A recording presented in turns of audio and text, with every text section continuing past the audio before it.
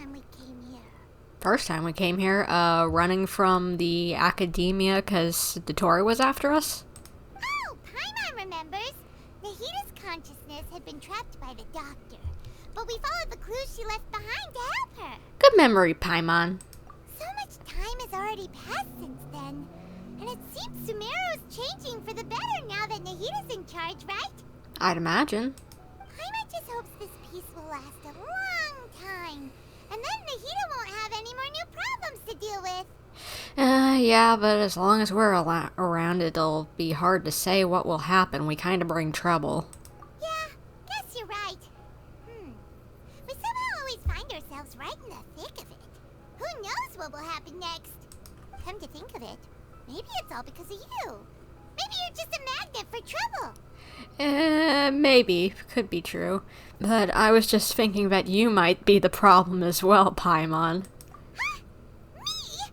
Before Paimon ran into you, Paimon never ran into any trouble. At most, when she was super tired, Paimon got caught in some strange whirlpool and sucked out into sea. And even then, you fished Paimon out. Anyway, for Nahita's sake, maybe we should think about heading to our next destination for now. Alright, next stop, Fontaine. Ah, look who it is. Running into you in a place like this? I can see you two still love wandering around. Dia! I didn't think we'd see any of the other characters before we leave. Oh, it's Dia! Since when are we just wandering around? We're usually taking care of some serious business. Even though it may have nothing to do with our journey. Very true. But never mind that. What brings you here? I just finished a commission in the desert for a usual client of mine. Nothing too interesting. Just escorting a shipment of goods. I'm on my way to report back. That's when I saw you two all the way over there, chatting away. What were you two talking about anyway? We're preparing to leave Sumeru and head to Fontaine. Huh? You serious? Who was staring at us? And why? Can't say I saw that coming. But you are travelers after all. I guess you'd never stay for too long in one place. Bumping into you like this will become a rarity. I'm starting to feel sad just thinking about it. Me too. Well, we're gonna see him in the Sumeru cast in events still, like every now and again. I'm still gonna be sad that we aren't gonna get to hang out with some of them, like Sino or Tainari or Alhaitham, Nilu, all of them. Hey, how about I gather a few mercs to escort you two? What do you say? Thanks, but no need. Oh, Paimon had no clue you'd miss us so much. But don't worry, we'll come back to see everyone when we get a chance. Sounds good. All you need to do to get to Fontaine is cross this stretch of desert and navigate some waterways. Knowing you two, I'm sure it won't be anything you can't handle. So, when are you leaving? We'll leave as soon as we've finished a few more preparations. Oh, wait a sec. Paimon just remembered there are still a few dishes in Sumeru that Paimon hasn't tried yet. Now, where's that list Paimon made? Well, I'd probably want to try a bunch of foods too if I was in a foreign land, so I can't blame her. Who are you? I see. Guess you won't be needing a going away party or anything. It's sad enough to see you go like this. Though, now that I think about it, Sumeru wouldn't be what it is today without you. Seems true heroes always prefer leaving quietly. By the way, should we go say bye to Nahita? In her case, she'll know from our dreams anyway. Oh, good point. Then there's no need to bother her in the real world. Then, I guess this is goodbye for now, Traveler and Paimon. Whether as a client or a friend, you're always welcome to come find me. Take care, Dia. Goodbye, Dia. Bye-bye, Sumeru. See you another time, Sumeru.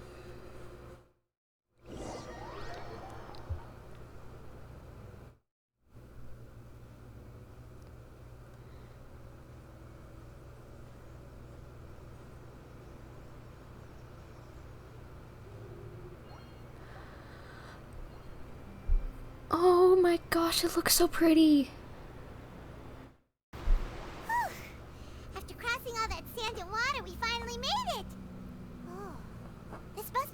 Fontaine's port. I'd imagine. Wow. Everything looks so advanced in Fontaine. Paimon's heard that the industry here is extremely developed, and there are all kinds of unusual machines. So I heard, and it's about what I imagined. Or, honestly, even more impressive than I expected. Just seeing the sights as a tourist is nice, but maybe it would be better if we found something to do. What do you think? Let's start by trying to meet the Hydro Archon. Good idea. Nahida gave us loads of useful information. Seeking out the Seven is probably still our best source for information at this point. Our journey is, after all, to find my sibling and find the truth. Yeah, the more we can learn, the better. So, what do you think the Hydro Archon's like? Will we get along? Nahida said that she has a very unique personality, whatever that means. I have a feeling it is going to be. To learn about a nation's god, start with the nation's people. There seems to be some locals talking over there. Let's go see if we can join the party. If you ask me, it's a tragedy how things ended for him. Clearly, he was a pretty decent person. Yeah, I didn't expect that kind of ending for him. I thought he would at least fight on a little longer for his family. I was expecting a sudden plot twist, but it's a pity that it never happened. Still, his story is quite the tearjerker. Excuse me. Can I help you too? I couldn't help but notice you standing here listening. Hi. We're travelers new to Fontaine, and we had something we wanted to ask, but you seem to be really busy talking about some kind of play, so we didn't want to interrupt. Play? Oh, no. We're talking about something that really happened. In fact, it's a case that was just heard a few days ago. Really? Like, a real trial?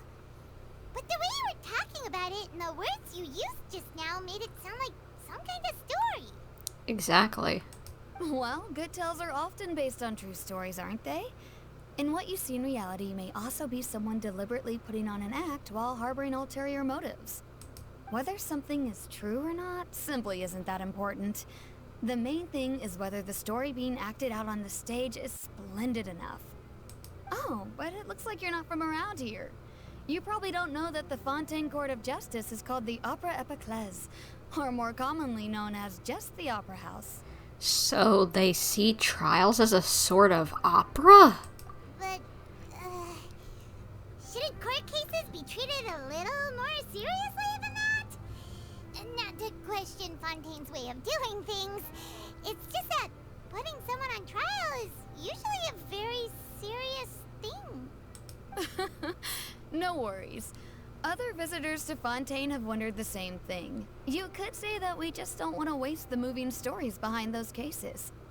And as for your worries about whether the cases are treated with due reverence, we have the absolutely just and honorable Chief Justice Neuvillette, as well as the Oratrice Mécanique d'Analyse Cardinal, a machine created by the Archon. Between the machine and the Chief Justice, false charges and injustice are a thing of the past now.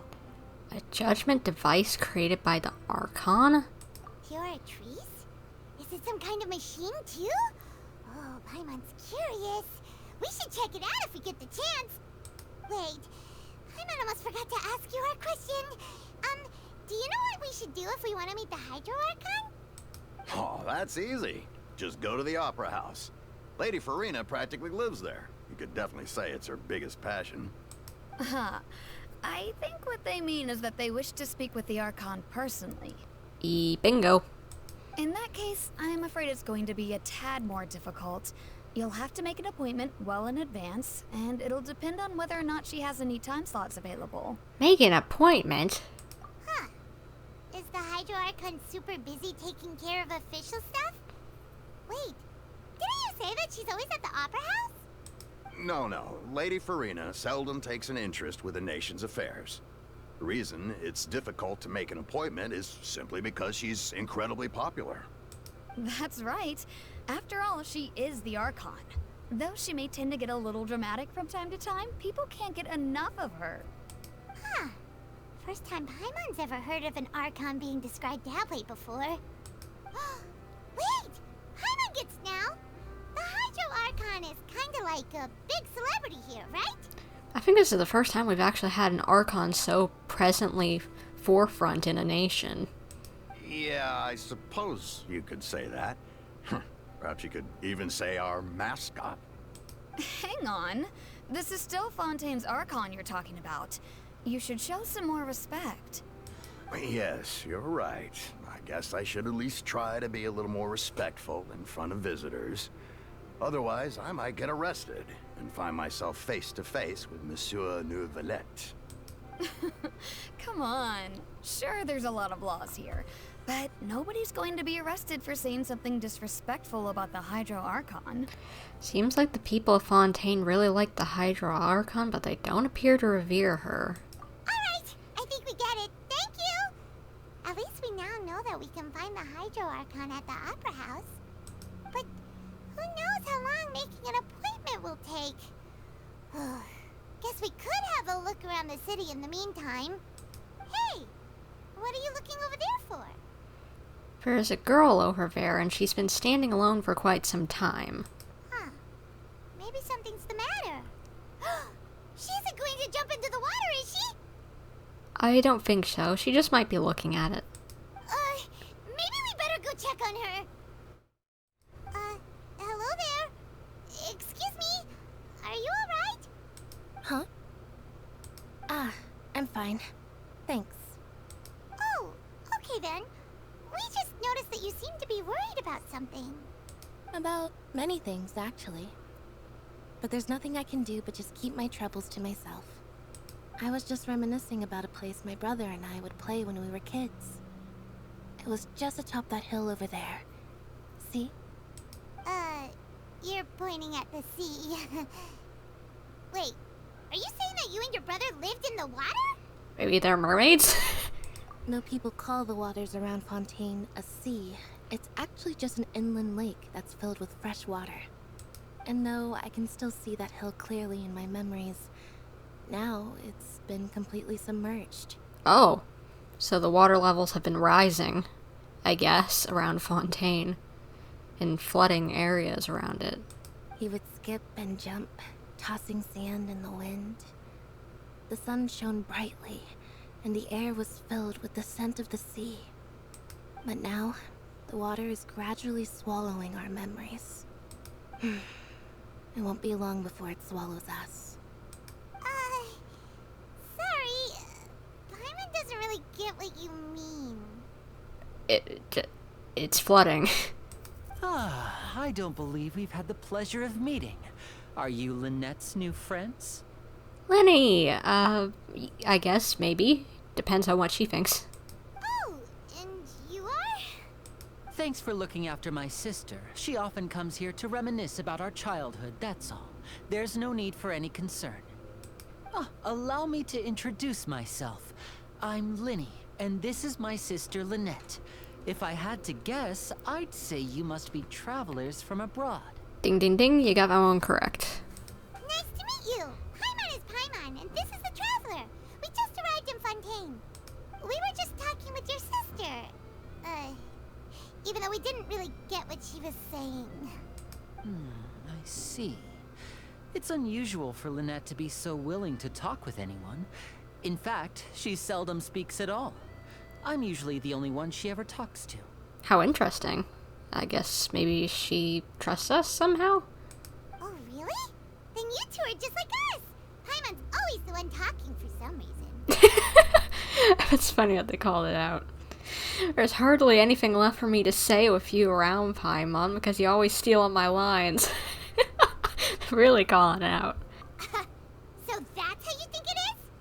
I also think my brother can be too talkative at times. Seems you were right, Paimon. We are quite similar. So, what did Lynette mean just now when she said that the water is engulfing your memories? And that it won't be long before it engulfs you too? Oh, that. It's from a prophecy that's been circulating in Fontaine for some time now. Well, I suppose prophecy isn't exactly the right word, because that implies a certain amount of uncertainty. There's no doubt about what's happening in Fontaine now. what's happening to Fontaine? Where to begin? Let's put that question on hold for a moment. We still haven't formally greeted each other yet, have we? Did all the introductions earlier not count? Hello, traveler. Hello? Nice to meet you.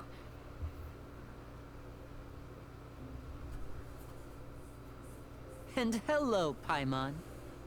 Hey! Why didn't Paimon get a handshake?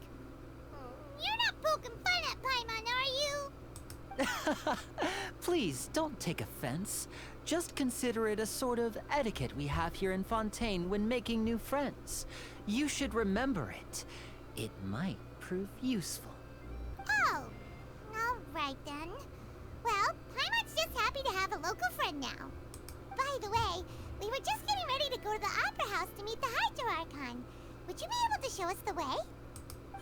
So you're going to see Lady Furina?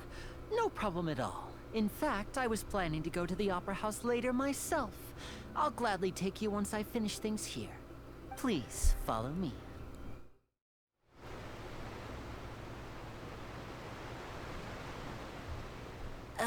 You said you were going to see Lady Furina? Well, it seems Lady Furina has come to see you. What?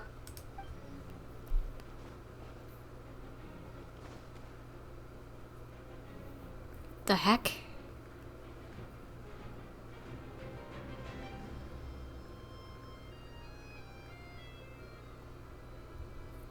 Is she actually welcoming us to her nation? What? This has never happened. Huh. So, she's the Hydro Archon? But how did she know we were looking for her? I'm wondering that as well. What? My dear people, rich and poor, those with cup in hand and those with nothing at all, raise your glasses in celebration. If you don't have one, then just raise your hand in lieu. I feel like her and Fischl would get along well together. As you can all see, two unfamiliar travelers have arrived in our nation. Come, let us make a toast in honor of this traveler and her companion who have journeyed here from distant lands. Is she talking about us? I'd imagine. Nobody here seems to be holding a glass. I've long heard of the turmoil and chaos you left in your wake as you visited other nations. But I welcome you nevertheless. No, I have come to receive you personally. Huh. Well, thank you, I guess. Fear is for insignificant cowards. I am a god, and I will never entertain the notion of such meaningless wariness. You can be rest assured, I see clearly your sincerity. Her eyelashes are interesting, and she's got two different colored eyes. Cool. Of course, seeking an audience with me is the most sensible thing to do. It will allow you to truly behold my power and witness my authority. Intelligent people always gather under the correct banner. I, Focalor, hereby welcome you to the nation of Hydro and acknowledge the value and significance of your trip. Now, you may rejoice in this. Well, finding the Archon was obviously easy enough. Yeah, Paimon still can't believe it. Feels like we've only been here for a few minutes. We have. But the Hydro Archon's entrance was, how should Paimon describe it? A little over the top? Miss Hydro Archon? How did you know we were coming? I see. As Outlanders, you inevitably lack even some of the most basic understanding. Don't forget that even the gods can be divided into the mediocre and the excellent. I suppose it's only natural for you to be awestruck by my abilities. You had best stop and consider. Do you really have the noble qualities and etiquette necessary to communicate with a god? all it takes is a flick of my finger for me to know everything about you. Oh, so that guy overheard us talking with Dia that we were going to go to Fontaine, probably hearing about what we've done, and then just informed her. You don't actually have any sort of powers. It's a masquerade, just like a lot of things here, probably. Whoa. Talk about sounding high and mighty. Feel like she can't get over herself. Oh? What's with these looks? Perhaps the welcoming ceremony still isn't enough? What else should I say then? Can we have a conversation, like one-on-one, rather than just this? Is she waiting for us to start talking? Wow, I didn't expect to see Lady Furina here. What a surprise! Wait, does this mean they're the legendary blonde traveler? How did I not notice before? Hey, what's all the commotion? Oh, is that Lady Furina? Is there some kind of drama going on? Of course. That's the blonde traveler. The one all those stories are about. Lady Furina came here to personally see her. Oh, I bet this is going to be the duel of the century. What? I don't want to fight. Ooh, I've got to see this. I knew Lady Furina would never disappoint. Yes, but don't get too excited now. My dear believers and spectators alike tend to get quite rowdy, and despite the noise, I've come to tolerate all their ruckus. You may consider this my reward to all of you. I have determined that there will be an epic duel between myself and this traveler from another land, just as you were hoping to see. What? I have to agree to this first, and I say no. Now she wants to fight? Aren't we getting a little ahead of ourselves? Fighting gods, I guess I've got it on the resume, so you know what? Bring it on.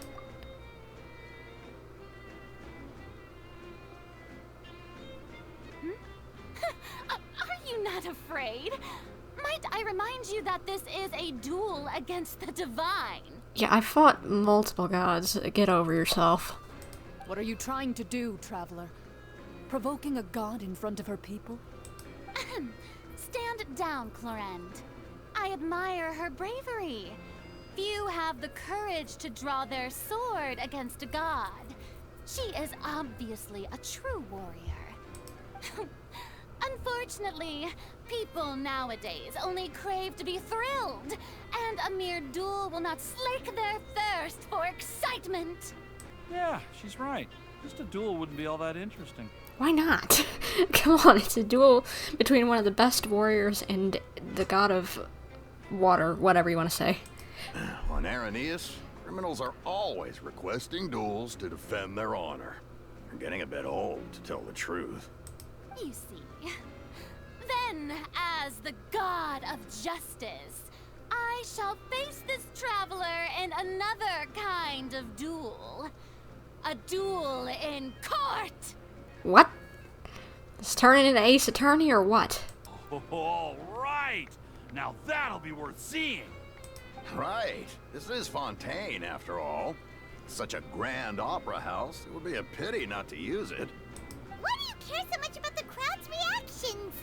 Seems you've spent a little too much time in the opera house. Besides, how exactly do you plan to have a duel in court? You mean you're going to put us on trial? We haven't committed any crimes here. We literally just arrived. How can we be put on trial? Oh, we have reason to put you on trial. It's obvious, isn't it? No. According to Fontaine law, no one is permitted to release any flying objects within Fontaine city limits during the first 3 days of each month. You are clearly guilty of violating this law, no? Oh no, she's referring to Paimon. Can you cut us some slack? We literally just got here and we didn't... How could we have known about this rule? It's such a weird one, too. Oh, so that's what they've done wrong. That's our Lady Furina.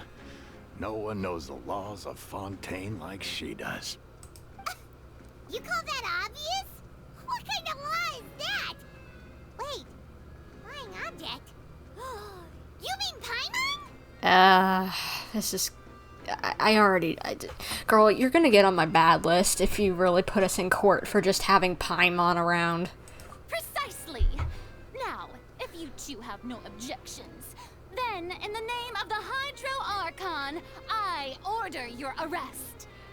Oh my gosh, we're getting arrested within the first 5 minutes? My apologies, Lady Furina. I don't mean to spoil the fun, but if you would allow me to interject, I don't think that Paimon here meets the definition of a flying object. Please save us our butts. Please, I'm begging you. Ooh, I want to see more of the land than just a jail cell. You tell her, Lyney! Finally someone who's not crazy. How could anyone call Paimon a flying object? Ah, great magician Lyney, my beloved citizen. I'll permit you to object, but how exactly do you plan to prove your claim? As a magician who just rained on your parade, I naturally should shoulder the responsibility of saving the show. So, with such an audience gathered here, allow me to perform a trick for everyone.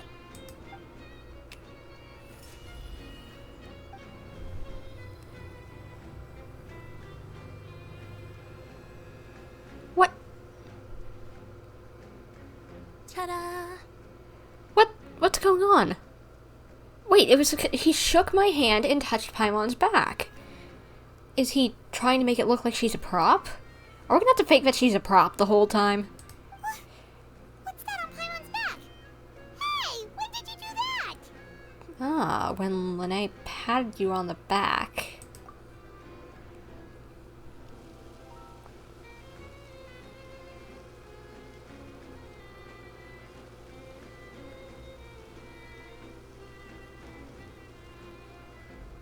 There. As you can all clearly see, Paimon should be classified as, well, something like a balloon. This rope has been in the Traveler's hand all along. It was just that no one could see it before. Huh? You call that magic? You've got to be joking. I thought it was pretty good. Nice one. Huh. I'm not sure what to think. It seems Lady Furina's charges no longer hold water. Please work, because I don't want to go to jail.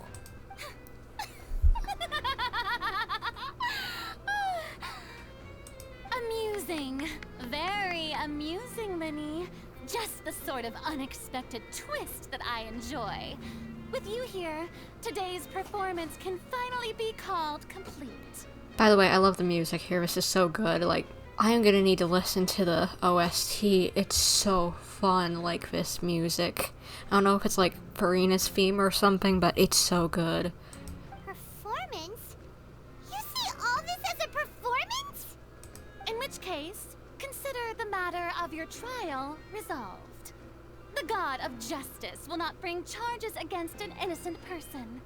But when there are valid grounds, I will not only judge travelers from abroad, but even the gods of other lands.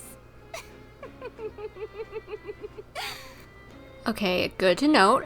Warn all our other Archon friends not to come here.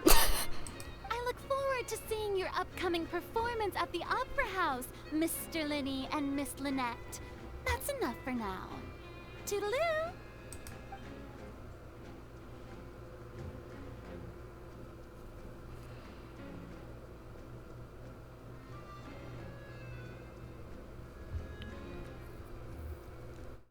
Just like that, she's gone. Well, that's the most unpredictable Archon Paimon's ever seen. He never even had a chance to ask her anything. But that's a problem for future Paimon. That whole scene just now was really... Crazy. Yeah, exactly. Thanks for bailing us out, Lyney. Did you know that was gonna happen? Don't mention it. I just happened to remember that there was such a law, so I did a little preparation, just in case. I didn't think it would actually come in handy. So, now do you see what kind of god Lady Furina is? Dramatic. She can be a bit confusing at times, but she is still amenable to reason. Yeah, confusing is definitely a good way to put it. Is she really as reasonable as you say? Anyway, Paimon had no idea you were a magician, Lyney. It sounded like you'll be performing at the Opera House, right? I just know a few simple tricks I use to make a living. Lynette is my assistant. It will actually be my first time performing on the most prestigious stage in Fontaine, the Opera House. Oh, you've never performed there before? Cool, first show. But isn't the Opera House where criminal trials are held in Fontaine? When there are no public trials being held, the Opera House hosts a variety of other performances. To the people of Fontaine, the line between a trial and a performance can be a little blurred. Sounds interesting. And speaking of performances, I would be remiss to forego this opportunity gifted by fate. Might I invite the two of you to see my performance? I'd love to see a magic show, so why not? Sure, let's go. My brother's always excited to make new friends. Hey, and maybe if we go, we might actually get to talk to Furina and not be in not a stance where we're getting arrested. Oh, sure. We don't really have anything to do now, and we wanted to go to the Opera House anyway. I'd be delighted. Splendid. In that case, why don't we go together? I'll show you the way. I just have something to take care of first. Is there any way we can help? You really mean it? Then I'll take you up on your offer. Of course we mean it. You already saved our butts. Why don't we help you out? This is a magical item known as a magic pocket. Perhaps you can help me distribute them to the people here. Okay. Just looks like a bag, but whatever. Huh? What are they going to use it for? About that... You asked me before about the prophecy, right? Let me start by telling you a little more about what it entails. I'm not sure exactly when it began, but a prophecy has been circulating around Fontaine. It says that every person in Fontaine is born with sin. No matter how the nation of justice holds trial after trial, this sin cannot be absolved. Until one day, the water levels in Fontaine will rise, and the sinful people will slowly be drowned. What is this, Noah's Ark? In the end, the people will all be dissolved into the waters, and only the Hydro Archon will remain, weeping on her throne. Only then will the sins of the people of Fontaine be washed away. That sounds pretty gloomy. Why are people in Fontaine born with sin? What is that supposed to mean? There are lots of guesses. Some say that the ancestors of Fontaine stole the power of the seas and stirred its wrath. Others say that the people of Fontaine never heeded the first Hydro Archon's warnings and offended Celestia. But here in Fontaine, evidence is what matters. There hasn't been concrete evidence for any of these claims, so they can only be regarded as conjecture. If even the people in Fontaine don't know what sin they committed, wouldn't it be better just to ignore the prophecy completely? Why bother feeling guilty all the time? I honestly don't know where to put my thought in this, actually. That's exactly what the people did at first. But in the last few years, the water levels in Fontaine have actually started rising. But now the water is engulfing our memories, and it won't be long before it engulfs us. Many places have already been completely submerged, and now lie beneath the sea. Many people carry on with their lives as before and shrug it off as a natural phenomenon. But my family and I think that the people of Fontaine shouldn't ignore the possibility, which would end up sentencing them to death. We hope that at least the people who reside near the waterfront can move away before it's too late. So, we've started distributing magic pockets to them. Huh. So what does that do? As a magical item, these magic pockets have astonishing capacity. I'm sure they will come in handy when people are moving their belongings. Oh, Paimon gets it! It's like preparing for a rainy day! But this is more than a bit of rain. Yeah. So it's just a bag to help them move their stuff, but if the prophecy is true, then there's no way to prevent the disaster? Perhaps only absolute power could ever contend with such a catastrophe. But who knows? We're just tiny specks in the grand scheme of things. Now, if you'd like to help, then please give these magic pockets to anyone nearby. Be sure to convince them to take it, regardless of what they say. Okay, I think I can do that. What's this? So you also believe in the prophecy. Keep it. I won't have any use for it. What? You mean you don't believe in the prophecy? No, I believe in the prophecy. But I also believe in another story. The story says that people once lived in the ocean. They were one with the ocean and couldn't live apart from it. But as time wore on, people desired to live on land and developed blood vessels, encapsulating the sea within their bodies. Thus could people set foot on land. So, if you ask me, when the water rises and takes us all, it'll be like we're going home. I think it would still mean you die. Oh, we hadn't heard that one before. But people can't live underwater. They'll die. You should probably still take it. All right, I'll take it. I guess I just feel that being dissolved into the water doesn't necessarily mean death. Maybe he's right, maybe it doesn't, but I wouldn't want to be taking that risk. So you're the blonde traveler that everyone's been talking about. My apologies for not recognizing you earlier. No problem. Oh, a magic pocket? Seems you really thought of everything. I guess it's better to prepare for the worst and hope for the best. Exactly. Thanks. Please, also thank the magician on my behalf when you get the chance. Huh? I don't want that thing. Way I see it, if the prophecy's true, it's still gonna be a long time before the water can cover everything.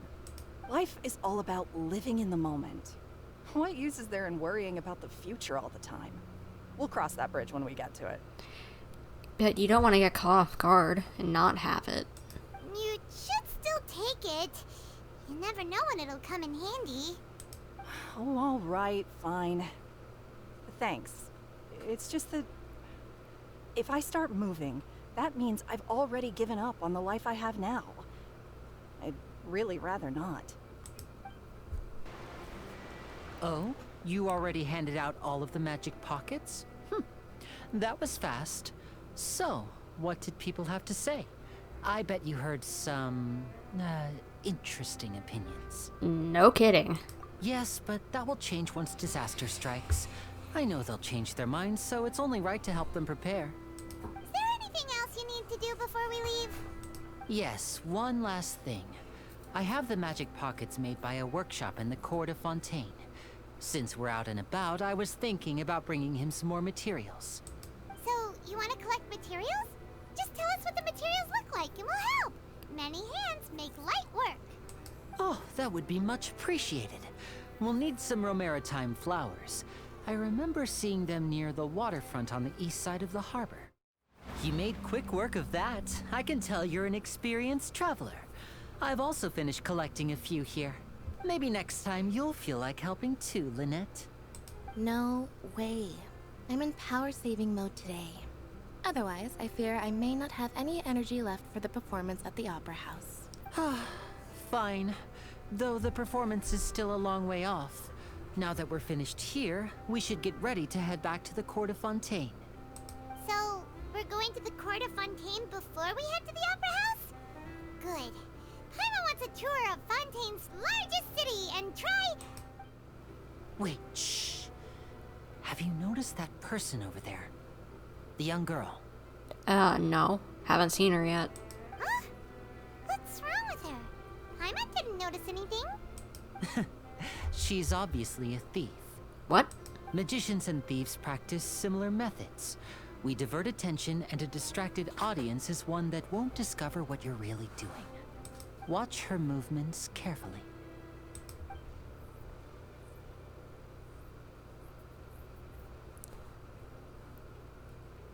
Oh yeah, she looked like a pickpocket, alright. Right. Shh, keep your voice down. We need to think of a way to catch her, but it seems she's very alert. Perhaps we should split up.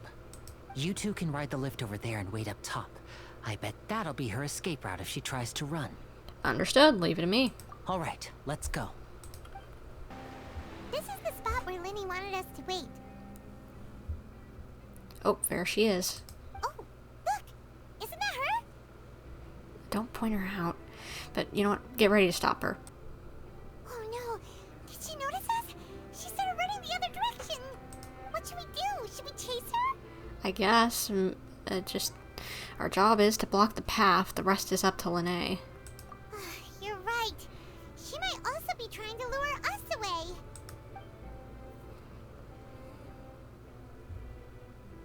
Nothing's happened for a while now. Paimon wonders if Lyney caught the thief. Seems there's no reason for us to stay here. Let's go find Lyney. Yeah, let's go. Lyney. Sorry, I keep on the spelling. Are you sure that's all she took? You should check to make sure you're not missing anything else. No, that was all. Oh, I can't thank you enough. I didn't notice a thing earlier. Anyway, I should be going now. Thanks again. Oh, were you returning what the thief had stolen? That's right. Pity I wasn't able to catch her. She distracted me by dropping the thing she stole on the ground. By the time I looked back, she was already gone. I saw the general direction she went, but Lyney twisted his ankle, and I needed to make sure he was okay. Oh, did you get hurt, Lyney? I'll be all right. It's just a twisted ankle, that's all. In fact, it's feeling better already. If you want to play at being a hero, at least try not to get hurt doing it. Imagine what would happen if you managed to derail our performance as a result. Wonder if that will happen. You're right, you're right. Sorry, Lynette. I have to admit that the thief was even more skilled than I had anticipated. But at least we were able to get the stolen items back, so it wasn't a complete failure. What a slippery little thief. Guess things turned out all right in the end, though. Lyney's initiative paid off. All right, let's put this little detour behind us. We should go to the court of Fontaine now. Alright.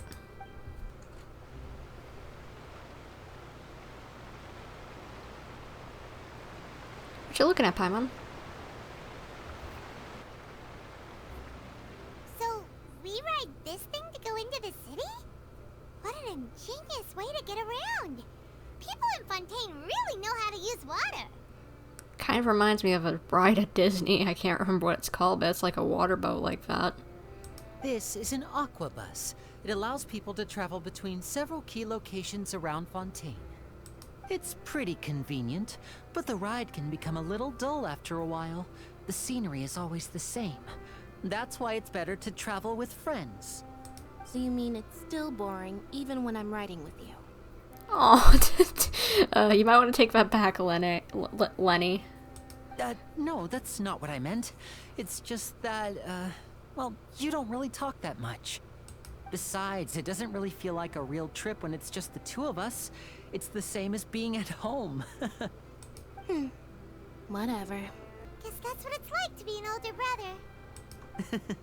It's about time for us to leave. Let's get on board. Let's see some scenery. Charlotte?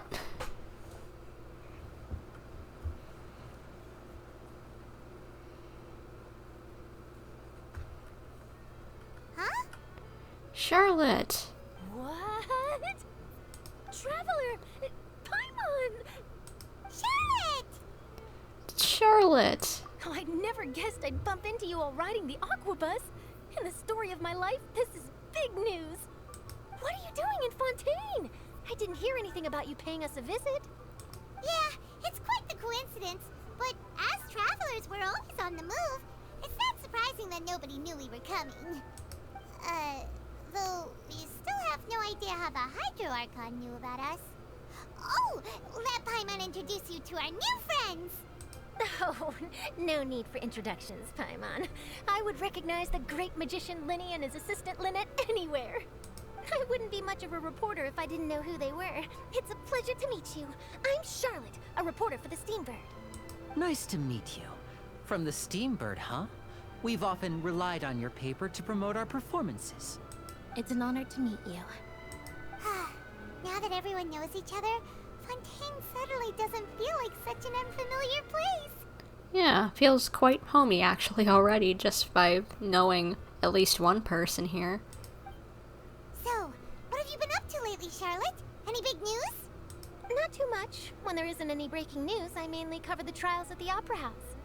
You can still manage to keep readers' attention as long as you tell things from a clever enough angle, even if it's the same old topics. For example, reporting on how a scammer once deceived vulnerable girls into relationships, or how a financial criminal was once so poor that they ate a single piece of bread for 5 days. That would definitely get my attention. You're right. Seems you know me pretty well. What I'm really after is exclusive, sensational news pieces that could shake the country.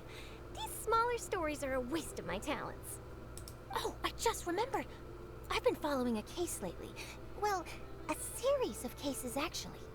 You mean the serial disappearances of young women case? Do what? That's right. These stories are the talk of the town right now, and it's probably the most mysterious case we've ever seen. If I'm the first with a draft ready to publish when the case is finally cracked, and it's the headline story in the Steambird, oh, when that happens, I bet all the other reporters will shed tears of envy.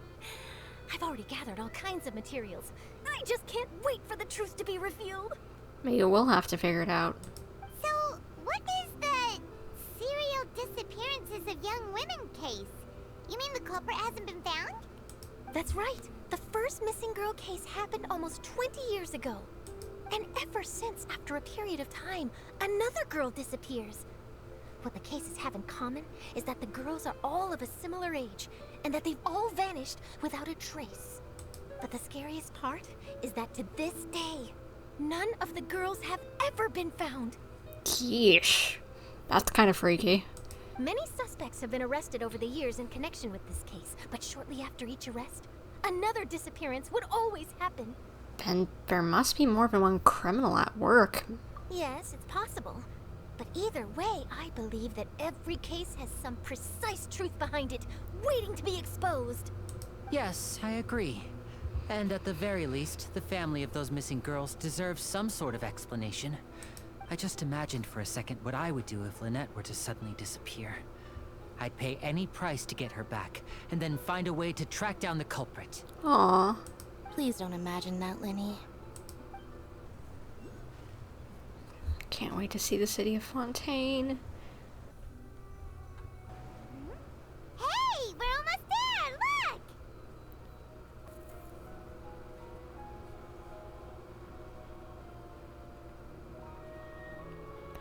Look at all the fish. I love the ocean. It's so pretty.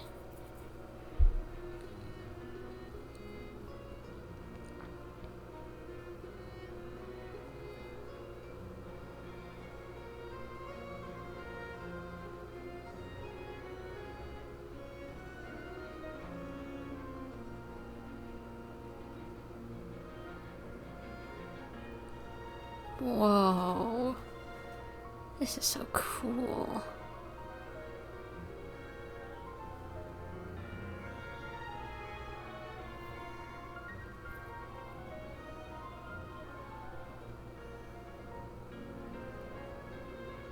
Well, I really enjoyed chatting with you. Life should be full of pleasant little surprises like this. Exactly. Yeah, us as well. The ride went by too quickly. I have an interview to get to. I should get going before I'm late. Oh, this music is so good. Okay, I'm in hopes we can chat again soon, Charlotte. See ya! Bye now. Oh, be sure to stop by and see me at the Steambird when you have time. What a tough job. Always running around and interviewing everyone. Well, where should we go now? If you don't mind, how about we stop by my home first? Besides, I still have all the materials we collected. True. Sure, we wouldn't mind at all. This city is so huge, Paimon wouldn't know where to start anyway. Yeah, we just got here, so no clue what way anything is.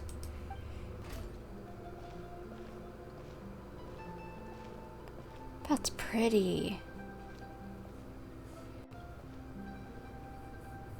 Oh, I love this place.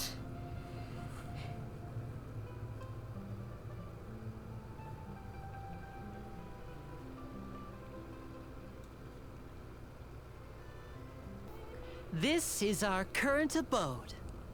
Ah, Fremine, you're home. Where did everyone else go? I have some new friends that I would like to introduce. Furina, he's so adorable. His design has grown on me. I still wish we could have just gotten like more of a diver suit rather than the sailor costume, but it's still cute. Oh, they all just went out a moment ago. I see. Everyone is getting busier now that Father will be returning soon. I suppose that can't be helped. Why in the heck is father in quotations? Allow me to introduce you to my little brother, Fremine. He is a phenomenal diver. Hello. Hi! Nice to meet you. Paimon is Paimon, and this is the Traveler. Oh, you sound very proud to have a diver as a brother, Lyney. Yeah, Lyney sure seems to have a big family. Lyney, could you come here for a moment? What is it, Fremine? Do you have something to tell me? It's alright, you can go ahead without me.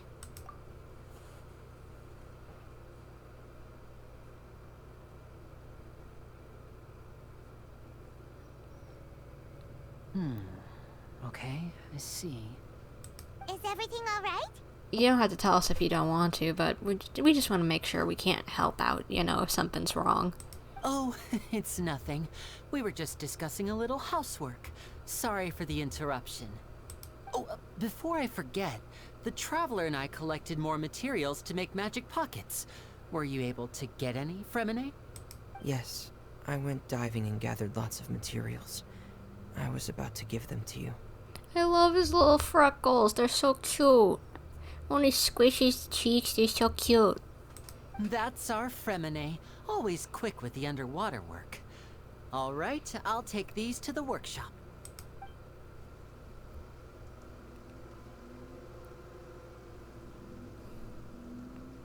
It's raining.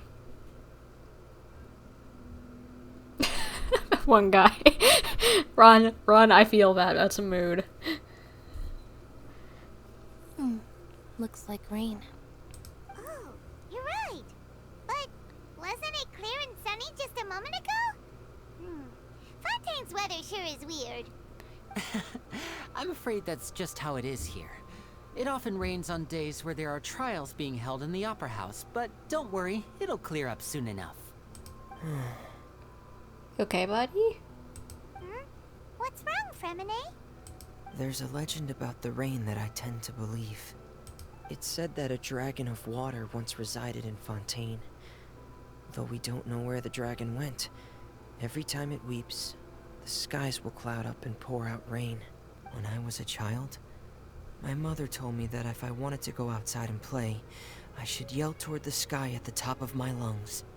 Hydro Dragon! Hydro Dragon! Don't cry! Could that Hydro Dragon be the elemental dragon of Fontaine? If it's an elemental dragon, then having the power to make it rain wouldn't be very unusual. True. Let Paimon try something. Hydro Dragon, don't cry! I don't think it's gonna work, Paimon, sadly. Doesn't seem to be of any use. It is just a legend after all. You know, you might be a more popular magician if you understood the concept of romanticism. Or could at least play along. Sorry. It might be because we've never met the Hydro Dragon. Perhaps it can't be comforted by the words of strangers. Maybe. We could meet the dragon. It rained for longer than I suspected. Oh, it's already getting late. Was there something you needed to do, Lyney? Yeah, some preparations for the show at the Opera House. I need to find a way to catch the last aqua bus of the day. On the day of the performance, just ride the aqua bus to the island of Araneus. I'll have Lynette meet you at the fountain in front of the opera house. Sounds good. You go ahead, Lyney. Oh, are you leaving now? What is it, Fremine? I'm in a hurry. Oh, I get it. You feel nervous delivering the materials for the magic pockets, is that it? Perhaps we could trouble the Traveler to help us take these materials to the Beaumont workshop and deliver them to the owner there? Yeah, we got to do something to kill the time while we're waiting for the performance, so why not? I'm afraid that Fremine can be quite introverted, and the boss there tends to be pretty talkative. Fremine has always been a little afraid of her. No trouble at all. Don't worry, we're on the case. Sorry for the inconvenience. I'm quite useless when it comes to such tasks. I'll think of a way to make it up to you. Oh, don't worry. Don't worry, baby child. You'll be fine. You'll be fine. Oh, no need. This will be a walk in the park for us. He's so adorable and precious, and I want to hug him. He's grown on me so much. At first, I was just kind of like, about his design, but now I just love him, and just his personality sells it even more so now that he's in front of me and actually talking, and I want to squish him. He's so cute. Hello? Is there anyone here? Oh, hello there. New customers? Looking to buy, or do you need something made? Or perhaps you're just looking for a chat with me. Oh no, we're just here to deliver some materials. Here they are. They're for making... what were they called again? Magic pockets? Ah, these must be for magic pockets. I could tell right away. I've already made several orders worth now. Do we need to pay? No need. They've already prepaid several batches worth. When they told me what they'd be using them for, I even offered them a discount. But they insisted on paying the full amount, saying that I had a business to run. It seems both their hearts and their pockets are made of gold. Whoa. So, is Lyney actually loaded? I can't say for sure, but who knows? Maybe there's good money to be made being a magician in Fontaine. Hey, is this machine what you use to make stuff here? It looks really advanced. Yeah, some sort of advanced blacksmithing machine. Why use your hands when a machine can do the work? It would be a waste not to use the latest technology, and wasting is a kind of crime. There are actually tools like that people use in like modern blacksmithing, because I watched Forge and Fire, and there actually is something like that just works a bit faster, so that's actually kind of interesting. But where does a big machine like that get its power from? Well, it's a little complicated. I'm not sure I can put it in layman's terms for you. But basically, everything we usually use here in the city is powered by indemnitium. It's a type of energy that's produced from trials. What? Huh? How can trials produce energy? Well, I'm not completely sure of all the details myself, but basically, when a trial is in session, the Oratrice Mécanique d'Analyse Cardinale harvests people's belief in justice and converts it into energy to be used all around Fontaine. So that's what its other function is? Paimon heard that the Oratrice was created by the Archon to make judgments. But Paimon still doesn't get it. How could something unreliable like people's beliefs be turned into a stable power source for these machines?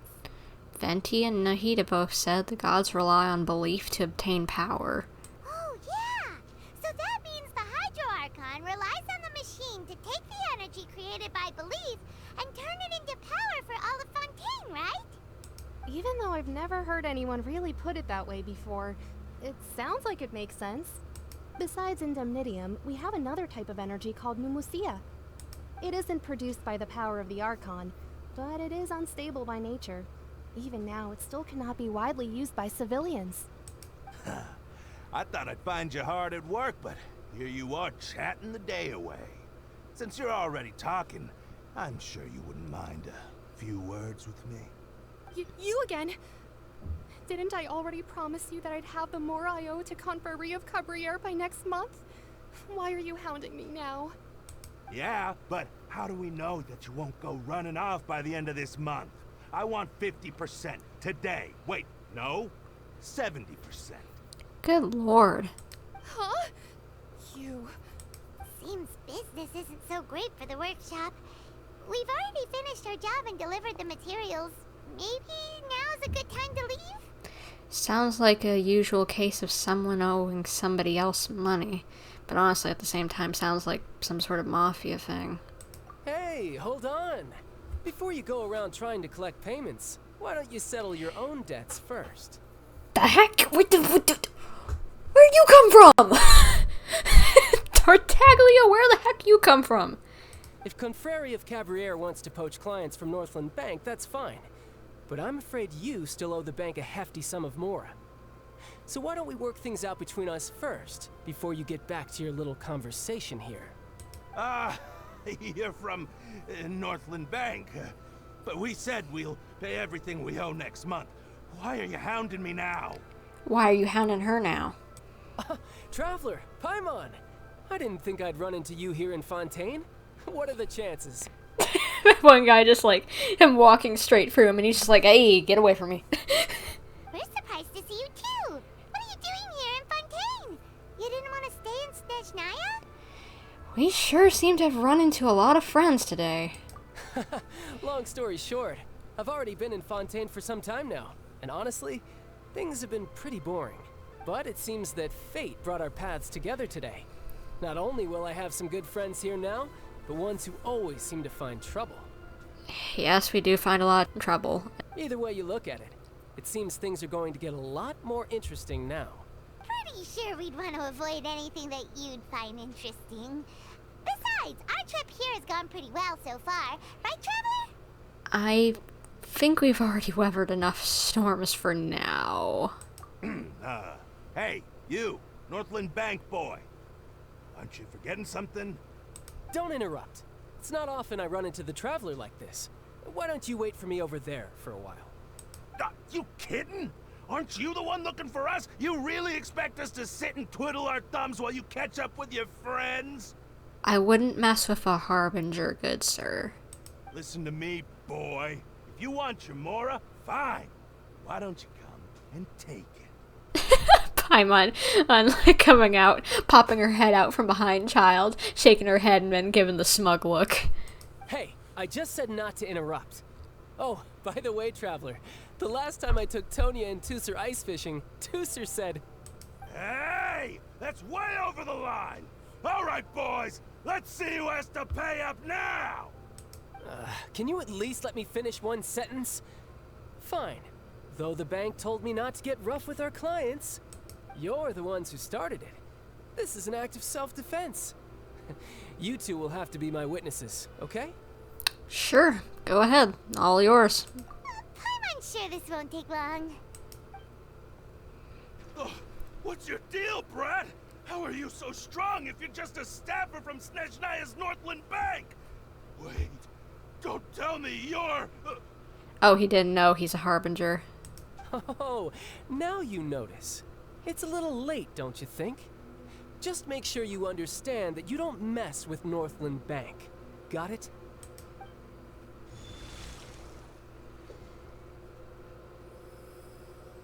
Huh? What? Now's my chance!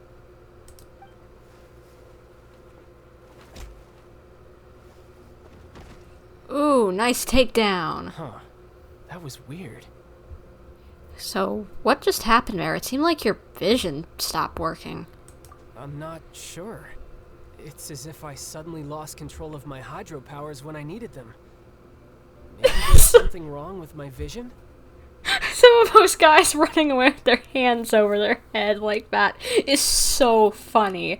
I love that new animation that they've added in. It's perfect. Strange. How could that happen? First time Paimon's ever heard of someone losing control of their vision. Never mind. It doesn't matter. If I want to stay sharp, I shouldn't be relying too much on my vision anyway.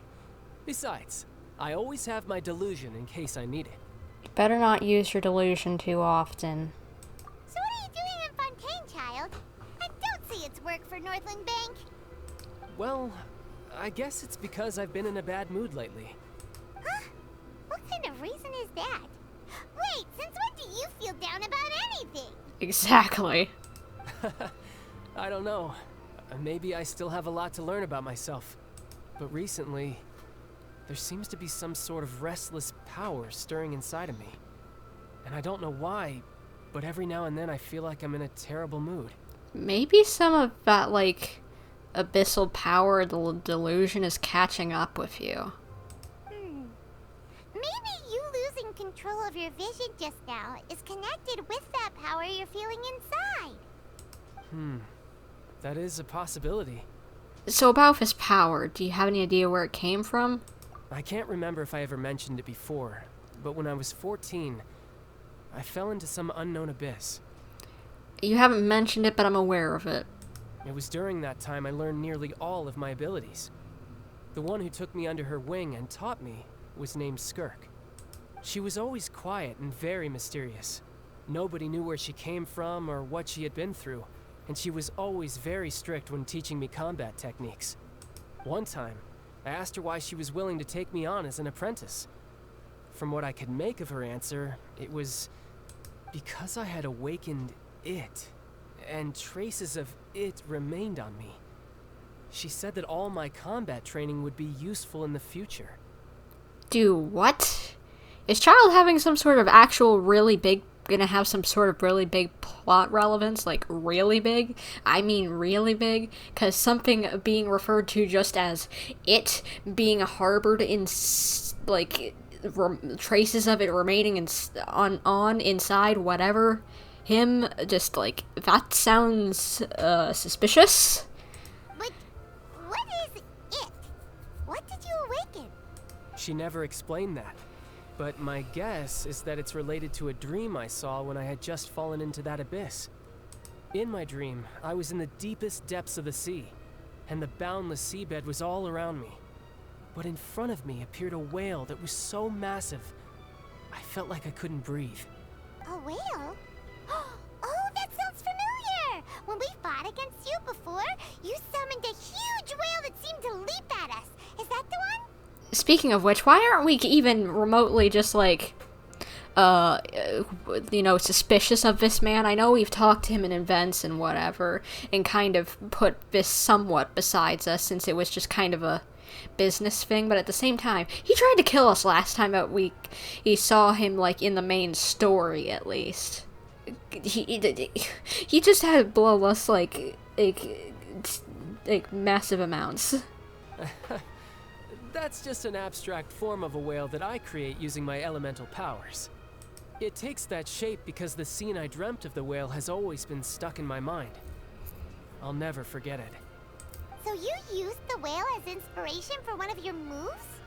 Huh. Seems a little twisted to Paimon. Honestly, no.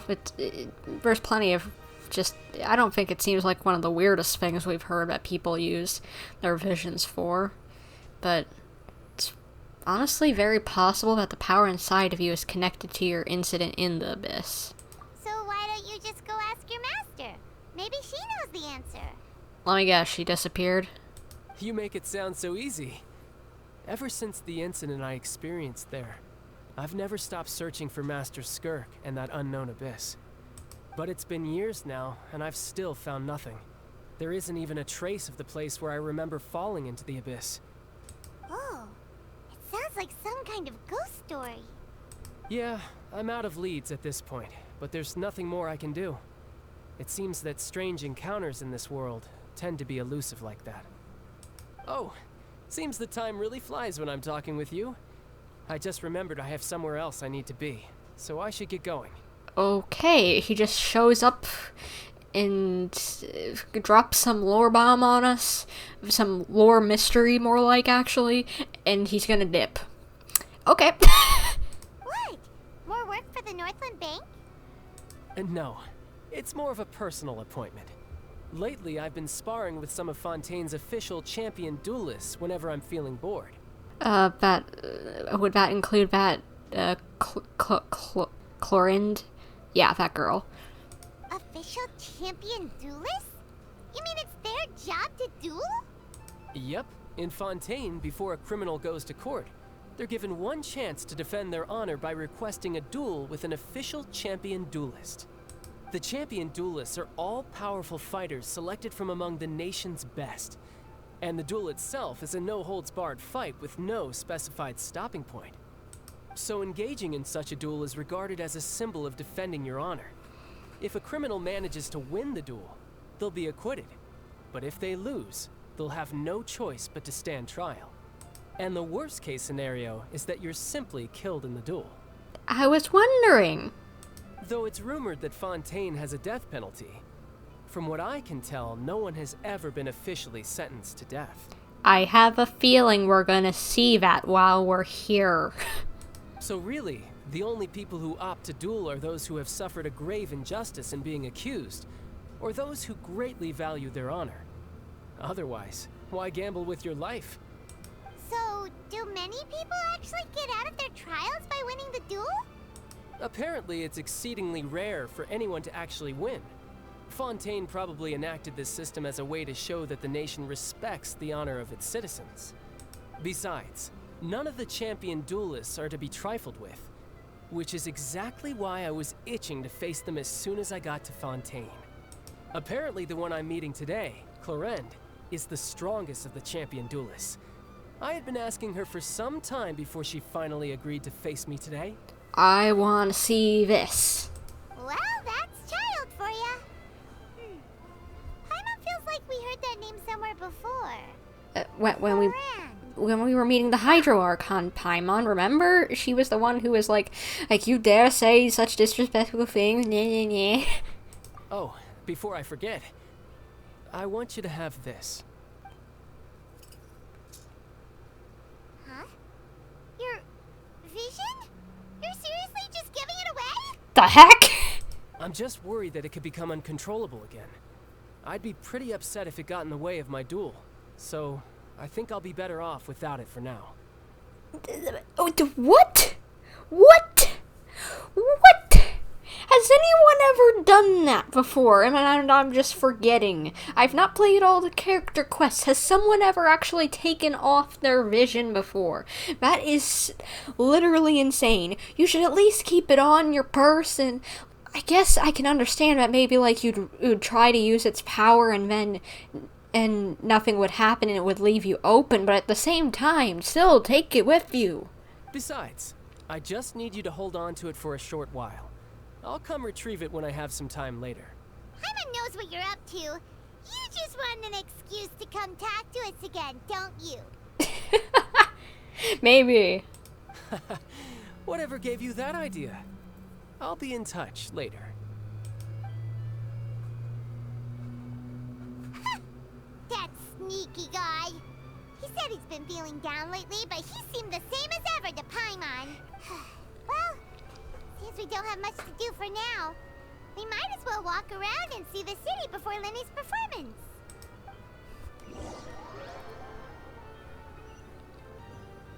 Wow! Who could have seen that coming? The reporter who was barely around for most of the story was the murderer all along! Hey, Paimon, don't blurt it out. Don't spoil the mystery for everyone else. Sorry. Paimon was just surprised, that's all. Paimon never saw that twist coming. The murder mystery novels here are amazing. I can't blame you. I like a good mystery novel. Also, never thought I'd see the day when Paimon would enjoy reading. The whodunits here in Fontaine are a lot different than the light novels you see from Yai Publishing House. Both have their merits, but Paimon thinks this style of novels are more, well, novel. It's so exciting to reach the moment when the mystery is uncovered, especially in the one Paimon was just reading. You should buy a copy and read it too. I don't know if I can really do that because you already spoiled it for me. Oh, sorry about that. Paimon will be more careful next time. Hey, shouldn't we be heading to the Opera House to see Lyney's performance soon? It's almost time for the show to start, so we should get going. Well, I've already waited for the aquabus. Can I get on? Soggy. Note to self, mind the gap of water. Whoa! Now this is fancy! The Opera Epiclese. What a place to hold a performance! No wonder Lyney and Lynette were looking forward to it. Very pretty. Huh. Looks like there's a lot of people standing around the fountain up ahead. Oh, Archon, please bless us with a bright and healthy child. We pray. I don't know why you always feel the need to ask so much. I'll be happy as long as our child is healthy and lives a peaceful life. I guess if they're our kid, then there's no doubt they'll turn out smart. Maybe this is one of the customs in Fontaine. There sure are a lot of couples here. I don't know. Vache. What? Huh? What's talking to us? What's wrong? Vache. Vache. Did you just say something, Paimon? No, Paimon didn't say anything. Are you hearing things? Whose voice was that just now? Welcome to the Fountain of Lucine. All the water flowing through Fontaine converges here. It's customary for newlyweds to come here and wish for children. Oh, that's an interesting thing. Lynette, you scared Paimon. When did you get here? She didn't scare me one bit. Lyney asked me to wait here for you, remember? Right. By the way, Lynette, I seem to hear a faint voice just now. What do you mean? There are a lot of people here right now. It seemed as if the voice was coming from the fountain. Hey, you're not trying to scare Paimon, are you? No, not at... Besides, it's the middle of the day. It's not the time for eerie things. No, I wasn't joking. I really did hear something. I see. I might be able to tell you something that could help explain the voice you heard. In fact, you might not be imagining things at all. I suspect that what you heard is a result of your hypersensitivity to the hydro element. Others in my family have had similar experiences. It's because of her sensitivity to the hydro element? But what would hearing a voice have to do with elemental power? When do you cry, Paimon? What? Wait, what? What does that have to do with anything? Just answer me. When do you cry? When Paimon's really sad? Oh, and when Paimon's super happy. Oh, and also when Paimon's really, really scared. Then you should understand that tears contain your most intense emotions. Okay, so tears are made up of somewhat water, so we're hearing the most intense emotions of people because we attuned with hydro now?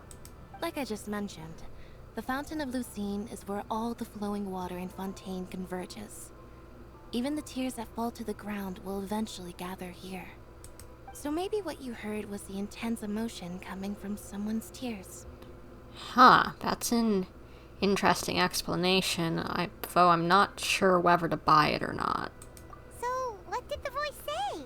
It seemed to be calling out someone's name. Huh. If you were hearing their emotions, then Paimon wonders what happened to them. Rather than worrying about them, we should worry about my brother first. Don't let that calm look of his fool you. He tends to get pretty nervous just before a performance. So chatting with Lyney might help him relax a little before he goes on stage. Oh, right. That makes sense. Let's go in and see Lyney. Traveler and Paimon, good to see you. I knew you two would come. Are you kidding? We wouldn't miss it for the world. We've been looking forward to it. I can tell, judging by how early you've arrived. But you're actually right on time. The audience still hasn't started entering the venue yet, which means now is the perfect chance for us to take you to the best seats in the house. Wait just a moment, I'll fetch the tickets.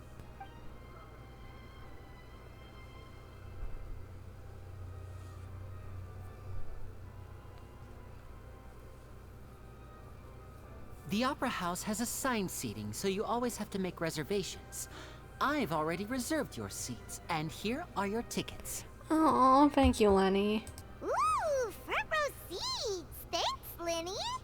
Don't mention it. There's no need to keep thanking me. Hey, Lyney! Could you come over here and take a look at this? Oh, I'll be right there.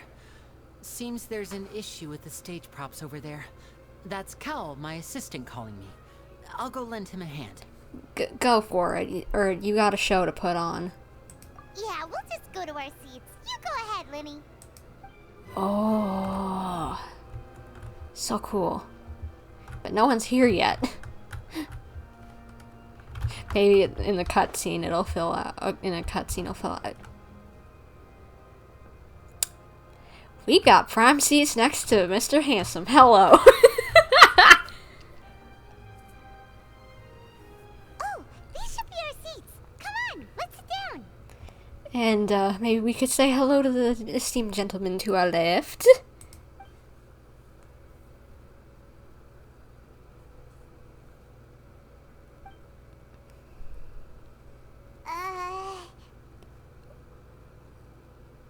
Should we say hi, maybe?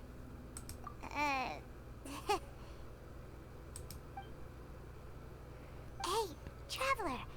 Maybe we should strike up a conversation with the person next to us. Since we're sitting together and the rest of the place is practically empty still. It's kinda awkward if we don't say anything. Isn't that usually your job? I'm kinda nervous cause, someone's cute.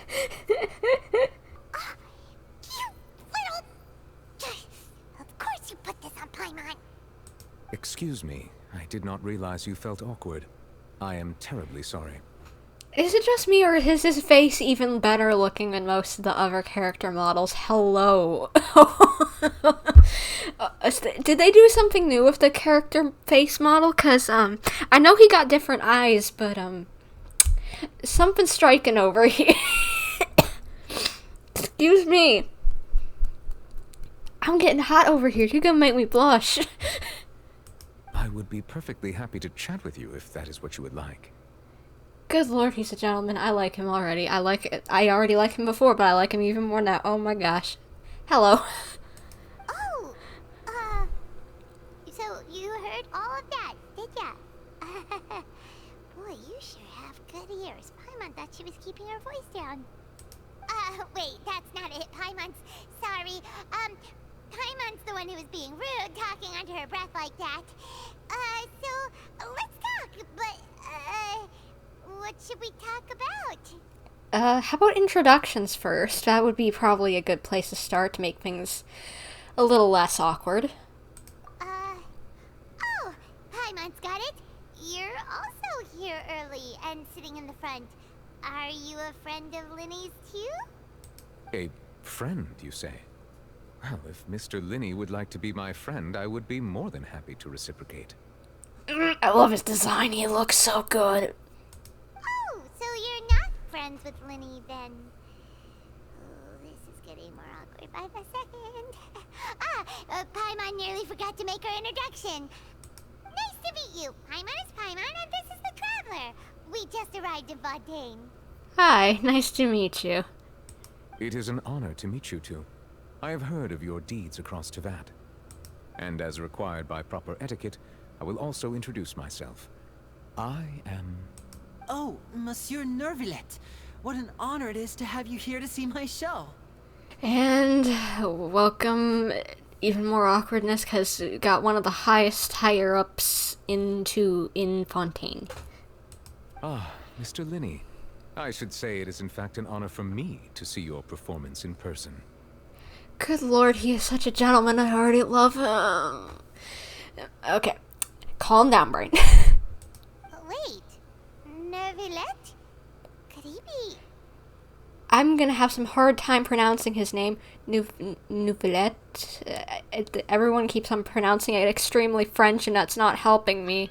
I saw you all chatting just now, but it seems you still don't know who Monsieur Neuvillette is. Allow me to introduce you to Fontaine's Chief Justice. That seat is always reserved for him.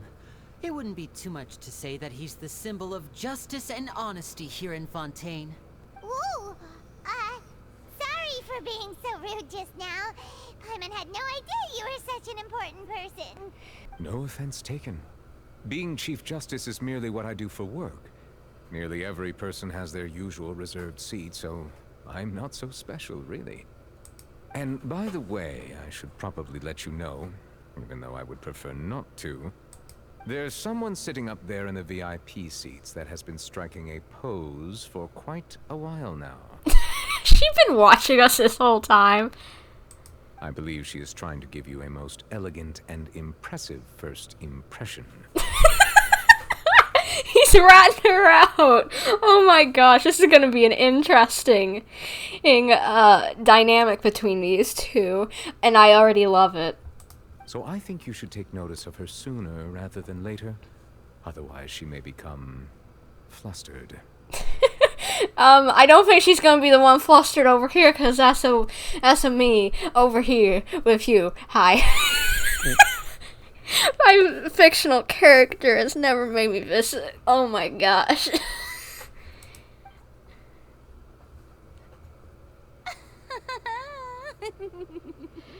Hi, your sassiness will definitely be enough to take me out of this stupidity of my brain being overloaded of heat from that man. Huh? Oh, it's Furina, the Hydro Archon. Huh. She sure has a smug and satisfied look on her face. Guess she has no idea that you saw right through her act. Very good. That is for the best. No need to pay her any more attention. We may now enjoy the show. I like him. I like him. He's not stuck up, but he's still a gentleman. He's kind of like Zhongli.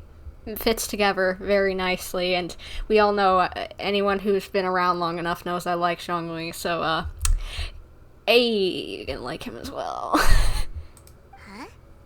So is this what things are like between the Chief Justice and the Hydro Archon? Yeah, he doesn't take her wackiness. All right, please wait just a moment longer. I've pretty much finished my preparations, and the performance will start as soon as the audience has made their way to their seats.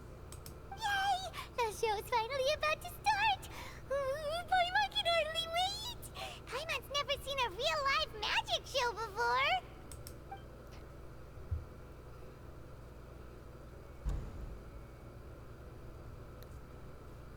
Ooh! They're dimming the lights! The show must be starting! Shh, Paimon! All these other people are here. It was okay when it was just the two of us and Neuvillette, but since the show hadn't started, but you need to be quiet. Show's starting. Hush! Sorry. Paimon will try to stay quiet. It's okay. We all have our first time in a place like where we need to be quiet. Welcome, one and all, to the Opera Epiclese. I am the star of today's show, Lyney. And over here is my sister, Lynette, who will be working as my wonderful assistant. Please, let's give her a warm welcome. Hello, everyone. I know she may seem to be a little sleepy right now, but that's just a sign that she's nervous. Whatever. Now, some of you may be thinking, two vision holders who can freely manipulate elemental powers performing magic is not true magic at all. So, I would like to take a moment to assure you that elemental powers will have nothing to do with what you will witness on the stage today.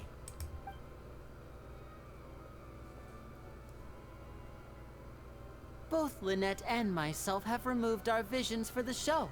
That way, even the gods won't be able to help us. Oh, good point. That's what makes the show real magic. Now, without further ado, let the show begin. Lynette will now exit the stage to make some preparations. I know you might miss her, but don't worry. She'll be coming right back on stage momentarily. Perhaps in an unexpected way. I'm sure she'll be stealing the spotlight soon enough. Oh, and before I forget, there's one more thing I should say. You never know what can happen in the blink of an eye. A magician's greatest skill is making things disappear or appear. The possibilities are endless.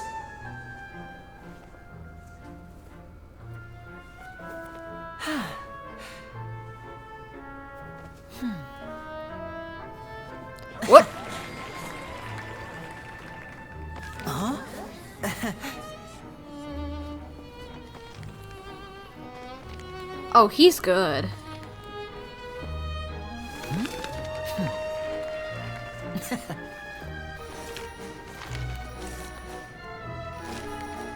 But this isn't what you came for. These little tricks, you've seen them all before. So it's time for something truly extraordinary, don't you think? This one's a little tricky.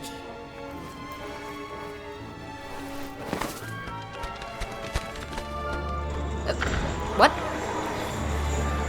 Oh gosh. Using this water tank, I shall make my sister vanish completely, right before your very eyes. This feels very Harry Houdini, escape artist. And I don't like it.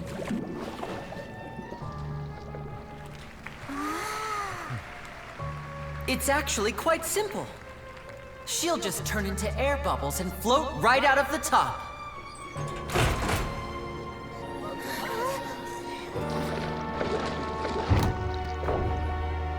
Oh no!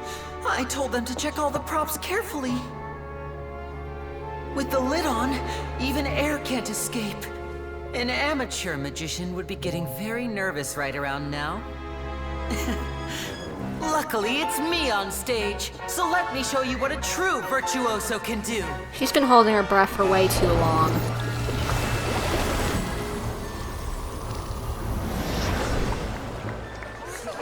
What? Someone get her a towel. Lynette, are you still there? Don't go too far. We don't want to use up all our magic. Hi, I'm back. Uh-huh.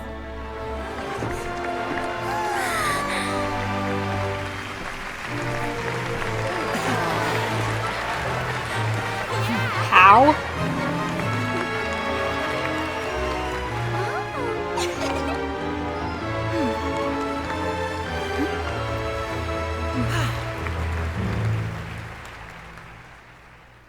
Whoa! What in the world just happened? How did he do that? Hyman didn't see him do anything. Yeah, I have no clue how you could have done that. There's so many things that you could come up with for the other ones. That is crazy. As well as how did her clothes get in there but she wasn't? What? Wasn't Lynette inside the water tank? How did she disappear and then reappear out of nowhere? Pretty good show. No wonder he's a famous magician. If we could see easily through his tricks, then that would mean that his skills are still lacking. Good point. Very good point indeed. To appreciate magic, you should focus on the show happening on stage, rather than getting caught up in trying to see that which has been intentionally hidden. Guess you're right. Hyman couldn't believe her eyes when Lynette reappeared. Amazing! Thank you everyone. I'm glad you enjoyed that performance. But our magical journey has only just begun. I've prepared even more astonishing surprises for everyone here. What? The magic of transformation and disappearance can go far beyond what you've just seen. Okay, so there's more? I'm sure many of you are thinking that escaping the water tank was impressive enough. But Lynette is still my assistant after all. Are you gonna try and do it? In which case, I have ample time to make all necessary preparations. So, for my next trick, I will require the participation of one lucky audience member. Please, if my assistants could bring out the magical boxes now. There are 2 boxes and only 2 boxes. One is here and one is there in the aisle among the audience. I'm sure many of our clever audience members have already guessed our next magic trick. A swap. Our lucky audience member and I will each enter a magic box. After 1 minute, we will each emerge from the opposite box. Well, I can already tell you how that goes. Trapdoor underneath each of them that you can't see, and then once there's a tunnel underneath. If probably something that's already there. Now please, everyone pay very close attention to the box you see here. Don't give me any chance to make a move. Wow! How's he gonna do this? Hey, do you think this is all magic tricks, or does Lyney have actual superpowers? First of all, calm down, Paimon. We still need to be quiet. And second of all, let's just watch and see.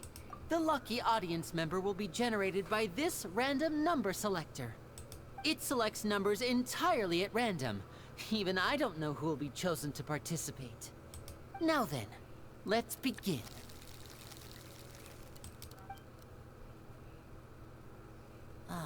Let me see. Oh, row 7, seat 3. Congratulations! You now have the chance to experience magic firsthand for an entire minute. Please, come forward. My assistant will take you beside the magic box. I'm sorry, it might be a little cramped inside, but no need to feel nervous. We've carefully arranged everything for you to be as comfortable as possible. Look at the balloons and stars inside.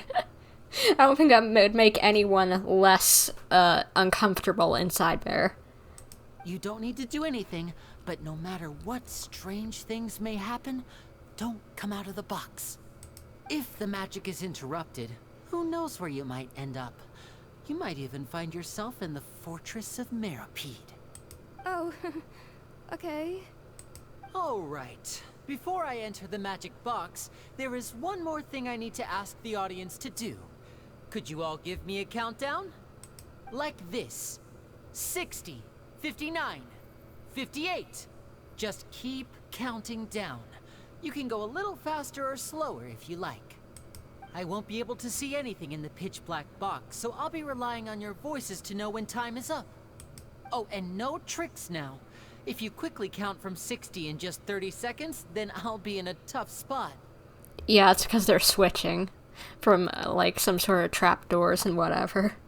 Ooh! Paimon kinda wants to count faster after hearing him say that! I'm sure Lyney's already prepared for such a possibility, as well as that I don't think you can do it if you want to, because the crowd's all doing it together.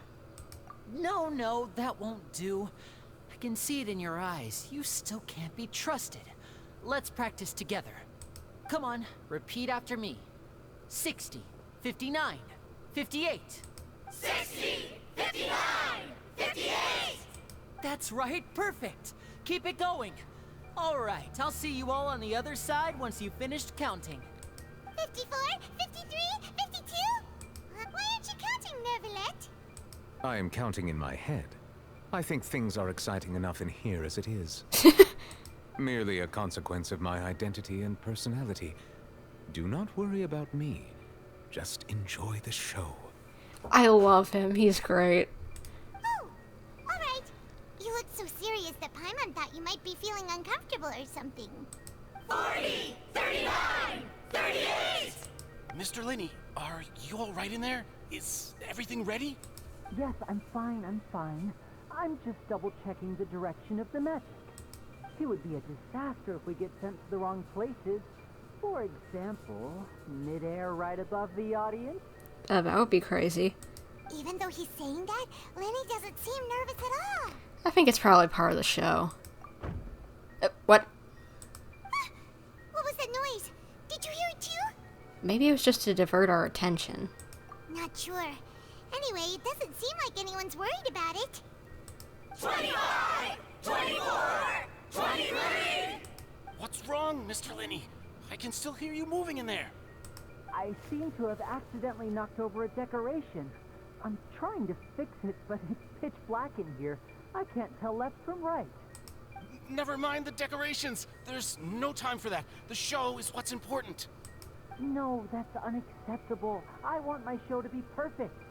Don't worry, we still have 20 seconds. Hear them counting? 19, 18, 17! It seems things aren't quite going as planned. I apologize, everyone. It feels like you're all starting to count faster, but that's all right. I know it can be tiring to do such a long countdown. 10 seconds and change is still plenty of time. 10! Almost there now. Whew. Swapping two people is harder work than you might think. Even a master magician like me can't guarantee I'll get it right the first time. Hey, wait! Is this the back one? I can't tell. They both look the same inside. Huh? Nope, that's not it. I'll try again. 7. Hey, slow down! Honestly. 5. 4. 3. Whoops! That doesn't count! 0.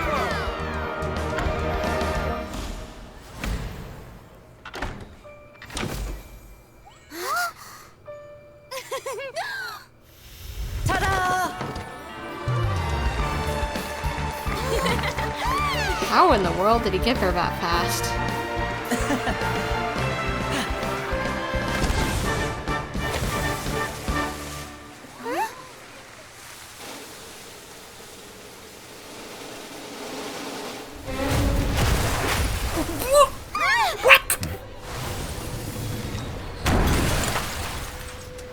Oh my, please don't tell me they're dead. Please, oh my god.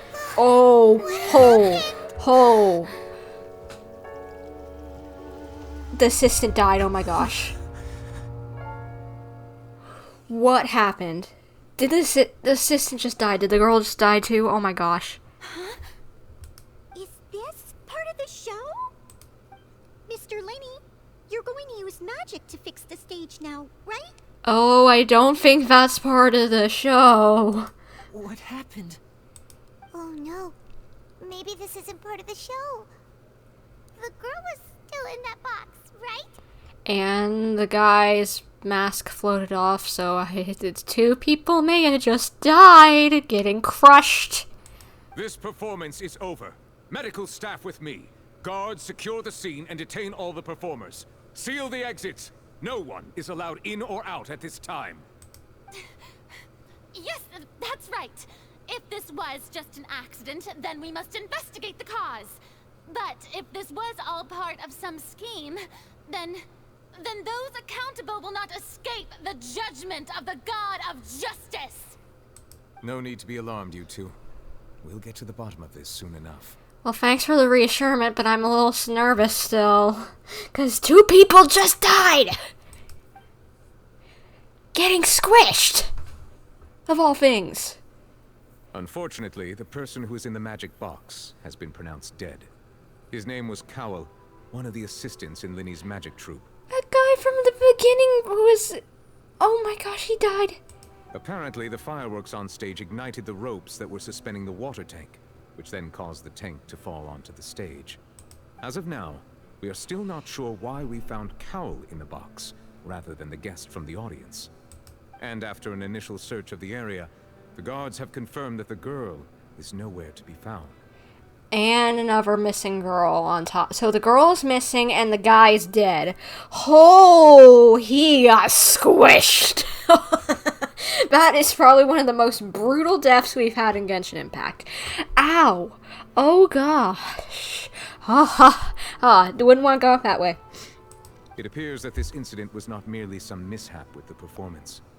And there are many indications that it is connected with the case of the serial disappearances of young women. The serial disappearances case? That's the case that Charlotte mentioned before. And to pull it off like this in front of an audience, including the Archon-in-Chief of Justice? Good lord. I know the truth. I can see through the whole thing. Really, using such a shallow and obvious mystery as his finale. Did he really underestimate us that badly? Are you saying Lyney is the culprit? I say that our powerful magician, Mr. Lyney, is now the prime suspect for the serial disappearances case. He wasn't even born whenever it started. 20 years ago. He was like, even if he was probably only like 1 year old. Huh? Why me? This whole thing was an accident. No, this all occurred during your magic show, did it not? The missing girl disappeared after being chosen, did she not? The deceased is one of your assistants, is he not? Good lord, can I slap her?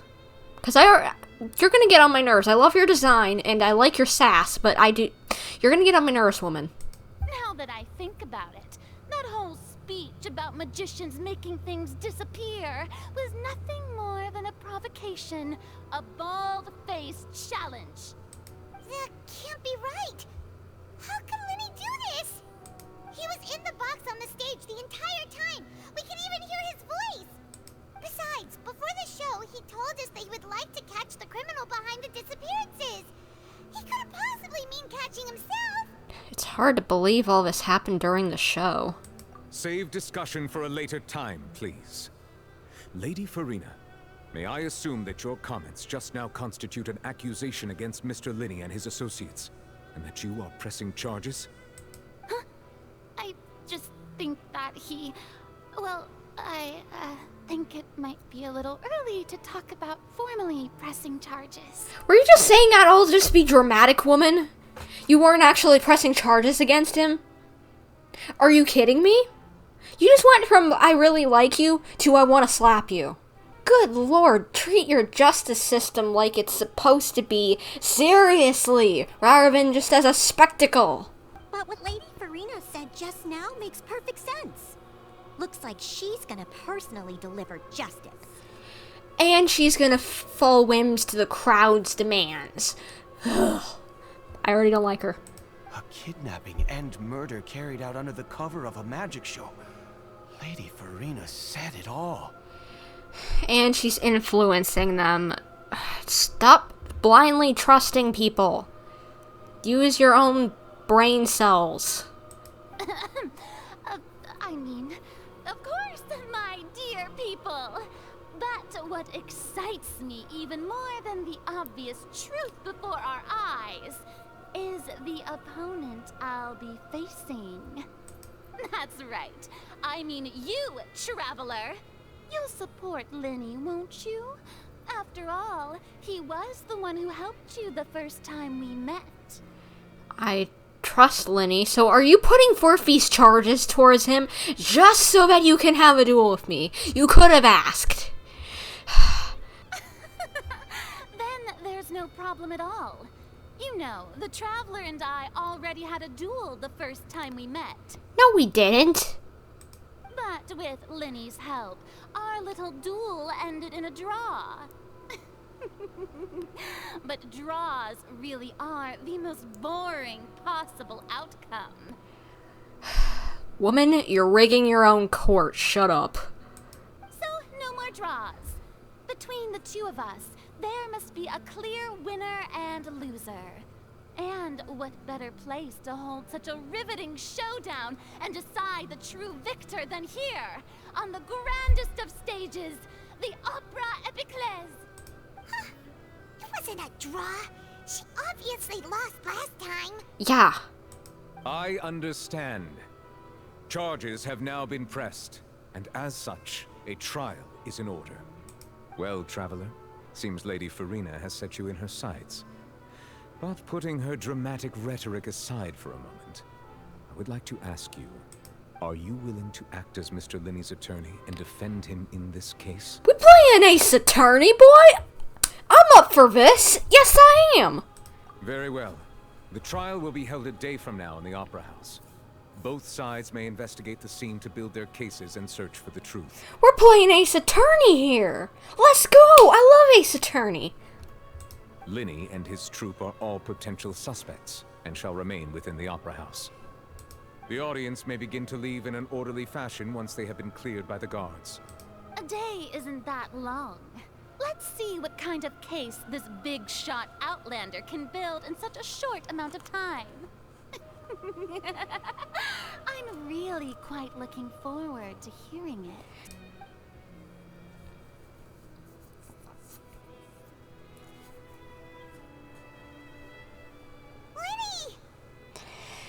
Looks like we're your attorney. Sorry about everything that happened just now. Were you frightened?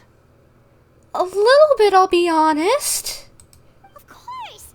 Who wouldn't be scared after witnessing an accident like that? Totally. Yeah, I'm a little shaken up myself. How could this happen? And Poor Cal. I know you already claimed that you would defend me, but now it's just us talking. Tell me, do you think I could possibly be the murderer? No, I do not think you are the murderer, Lyney. Good to hear. Thank you so much for trusting me. I'm sure everyone sees me as the biggest suspect at this point. But if you ask me, the whole thing is mysteries layered upon mysteries, such that all that's left is confusion. I don't know whether what happened there on the stage was purely an accident or not, and I don't know why poor Cal was in the box. As for how that girl chosen from the audience could suddenly disappear, I'm afraid I don't have any answers either. If someone tampered with my performance, then we need to figure out what they did. Even a skilled and knowledgeable magician like myself couldn't pull all that off in just 1 minute. Yeah, it's very strange. Which is precisely why we need to investigate. As this book says, the impossible could not have happened. Whatever happened must have been that which is possible. Isn't that a Sherlock Holmes quote? But also, where did you get those glasses? Paimon bought them when we were reading at the bookshop in the city earlier. Pretty cool, huh? When did I give you money? Don't worry. Paimon used her own savings to buy them. It wasn't from our travel funds. When did you have savings? I think they look cute on you, Paimon. I would agree, but still, it's... When did I give you money to save up? You have good taste, Lynette. Or when did she get her own money? That's the right attitude. Feeling depressed isn't going to help me now. I need to get back to my normal self. But with the guards watching our every move, it's going to be especially difficult for Lynette and I to prove our own innocence. Good thing you agreed to be our attorneys. Thanks for that. We'll be counting on you. Are there not, like, real attorneys around here? Because I don't know if I'm really qualified for it. I'll still do it, but isn't there an actual attorney around here? Yes, thank you so much. I won't let you down. I'm honestly kind of used to being thrown into the thick of it like this. Yeah, just leave it to us. Oh, since we're going to start investigating, Paimon has a question first. Where did Lynette go during the performance? Oh, well... I'm afraid that would involve some of our essential trade secrets as magicians. Dude, you could be put on death row or something. Just tell us. The secrets behind our magic are past saving, Lyney.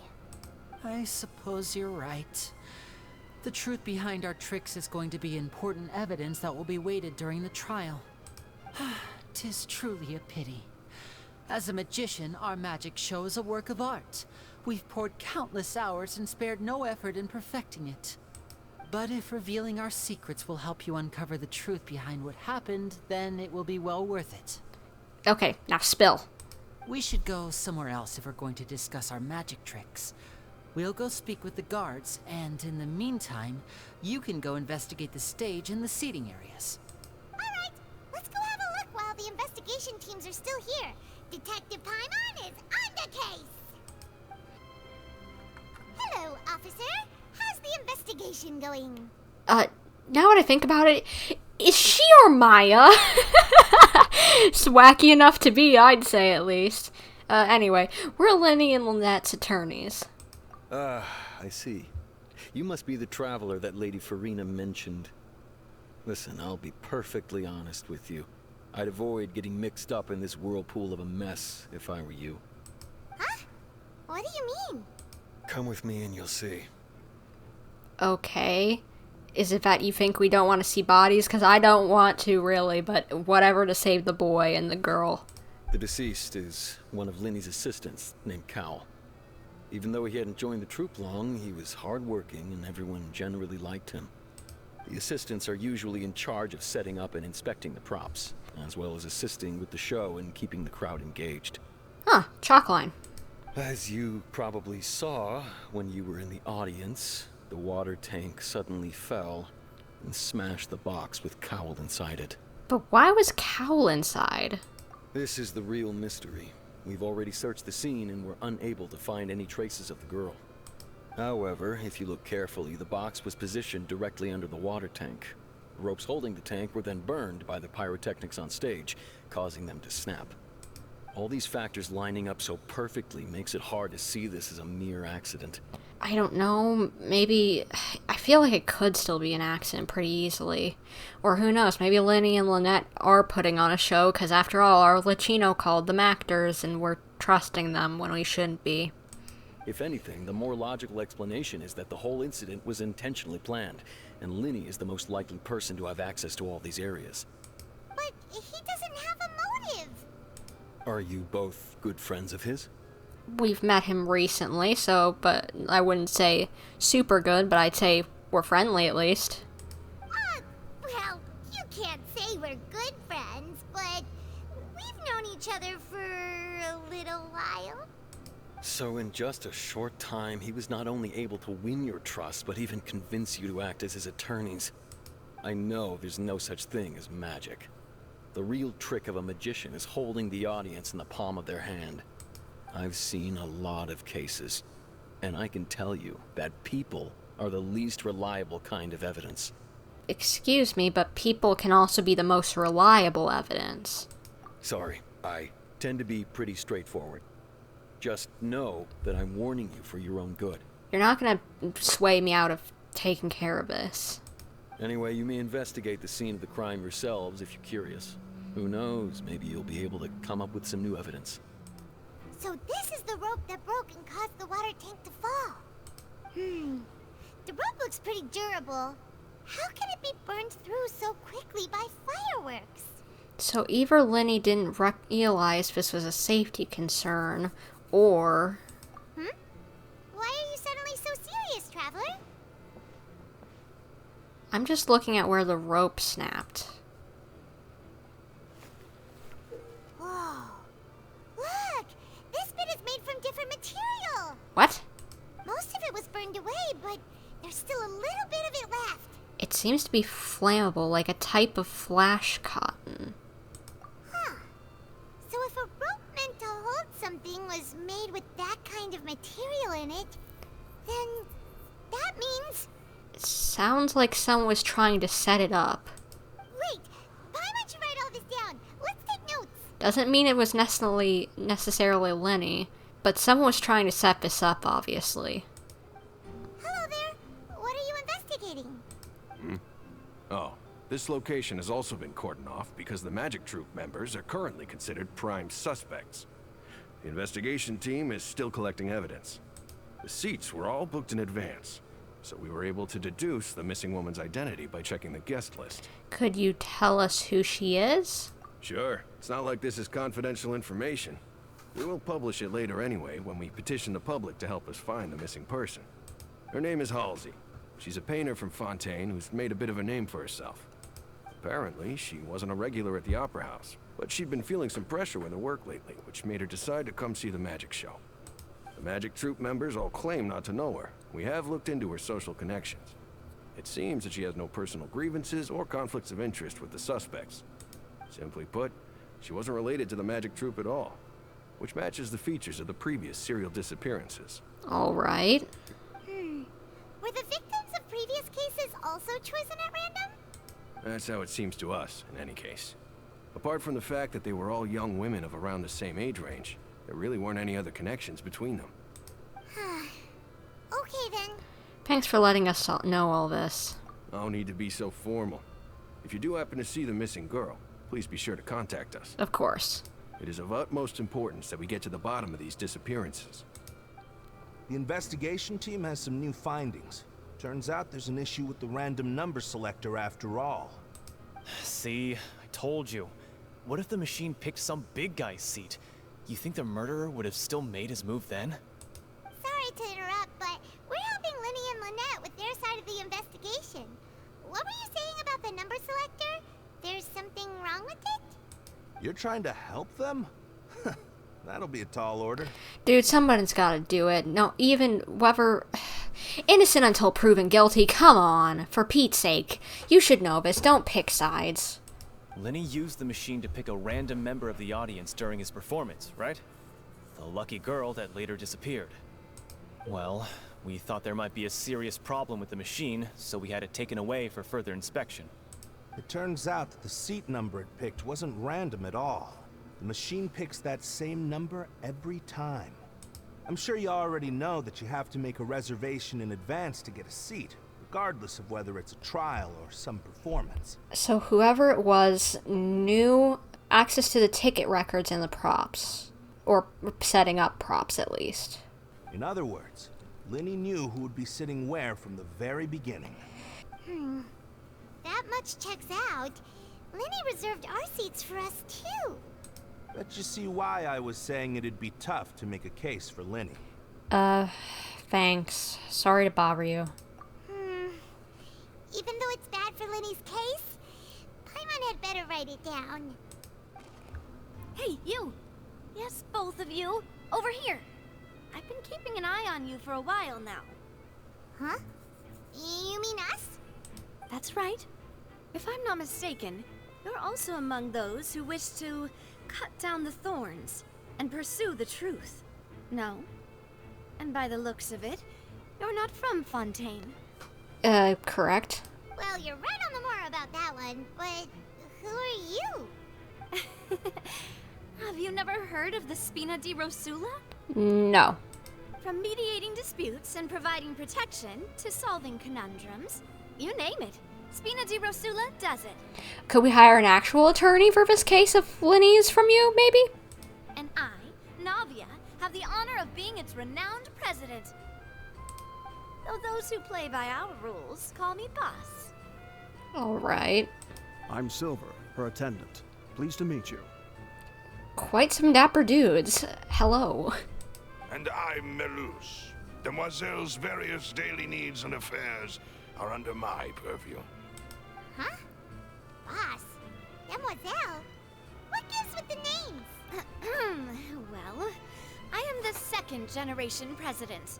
Melus and the others are still used to my previous title. My apologies, Demoiselle. Should you prefer, boss, I will endeavor to use that instead. No need. You don't have to call me boss. Just Navia is fine. Okay, if you say so. Not that we're members of Spina di Rosula anyway. All merely trifling details. Never mind. Now, back to the situation at hand. So you want to investigate as well? That's right. I've always kept an eye on the serial disappearance cases. My interest stems from a matter back from my father's time. Judging from the look of things, I find Lyney an unlikely mastermind. I would agree. I feel like he's getting set up. Really? We think so too. That's why we're looking for clues now. But how did you come to that conclusion? Intuition, naturally. My unparalleled intuition. Okay. Furina sure was quick to point the finger at Lyney without any decisive evidence whatsoever, wasn't she? Exactly. By the way, does anyone get extreme mafia vibes from these three? It's probably what they're going for, but just like, it feels like at least a good mafia kind of thing. But that's not uncommon for her. If you remember, the justice had to interrupt her and ask if she was pressing charges just to keep her from getting carried away. Anyway, a trial begins the moment someone levels charges. And, of course, there was no way Furina was going to back down in that situation. Sounds more like you just don't trust the Hydro Archon. I don't really trust her either at this point. She needs to butt whooping that brat. Well, what's your opinion? I must admit that she can be interesting at times, but liking her doesn't mean that I'll blindly agree with her. Yeah, I can extremely agree with that statement. All right, I've answered your question. Now, it's time you answer mine. Wait a minute, did that answer count? Well, I say it does. But don't worry, you won't hear any pointless questions from me. In your opinion, do you think it's right to treat a trial like it's an opera? Not at all. Well? Not always. And why would that be? Doing so makes it easy for the truth to fall by the wayside. Something serious like a trial shouldn't be treated like entertainment. See, Silver and Melus? I told you they'd be different. I love this music. It's like, it kind of like, I can't think of what this music is like, but it's like tango kind of music. Either way, it's great. Most astute of you, demoiselle. I too think that the traveler's response was most excellent. No matter how wonderful the script or how fervent the audience's expectations may be, the trials that go on stage here must be based in fact. And if that can be done, boss, then... All right, that's quite enough, Maloose. Anyway, I like your answer. You passed with flying colors. Now, I need to make some preparations, following which our joint investigation shall commence. You two shall be my assistants. Okay. I like her. She's feisty. Wait! Since when did we become assistants? Oh, well, I can be the assistant. Sure. Or your companion, if you like. I'm really not that fussy. That's more like it. I think you're missing the point, Paimon. Far be it from me to brag, but I believe that Demoiselle's intuition will be instrumental in uncovering the truth. I would bet so. You wish to save a friend from false accusations, and we wish to unravel the disappearances. In this sense, our goals are aligned. You have a point. Huh. You're quite the talker, aren't you, mister? And what about you over there? What do you think? You seem like you've got something on your mind. I have nothing to add. Oh, alrighty then. The older one puts on his wisdom, and the younger one just stays quiet to let the smart people talk. Very interesting. We'll be making some preparations first. Just be sure to let us know if they start revealing Lyney's tricks. Thanks! I see that you're investigating the area. Well, it just so happens that I'm interested too. If you find any new and interesting leads, be sure to share them with me, alright? Why would I do that? We don't have too many thoughts yet. Then why don't I tell you my hypothesis first?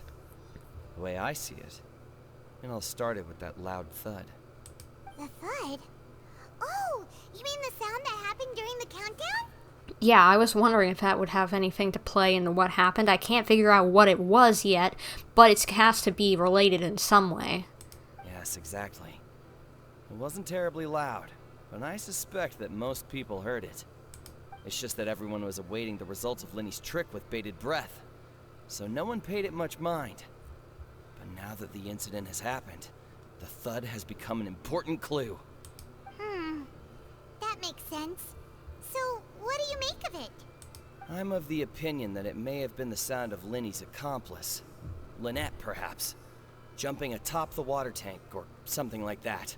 I don't think so. Why would it be that? And when the pyrotechnics went off, she cut the rope, sending the water tank crashing down.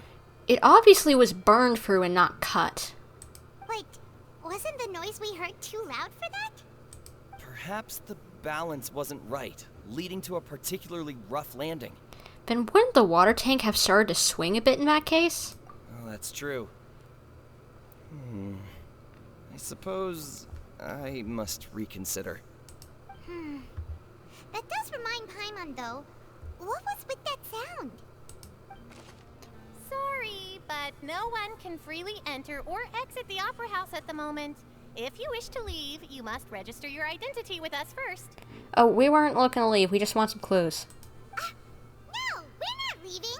We're representing Lyney and Lynette as attorneys, so we're investigating the case. Were you always guarding this entrance? Yes. After the Chief Justice gave the order, everyone coming in or out must undergo a strict inspection. So, the missing girl couldn't have left from here. At least, not from that point on. What about during the show? I doubt there was much opportunity then, either. You can't rule it out. How can you be so sure, Well, because I was in charge of security near the entrance at that time. I couldn't see Lyney's performance from here, which was quite a shame. Just my luck. But still, I did not abandon my post, and I stayed put no matter how loud the applause was. If someone had so much as even approached the door, I would have noticed it, let alone if they had tried to leave. Couldn't there be a back door? We Melazines are good at that sort of thing, you know. So, it's safe to say the girl couldn't have left through here.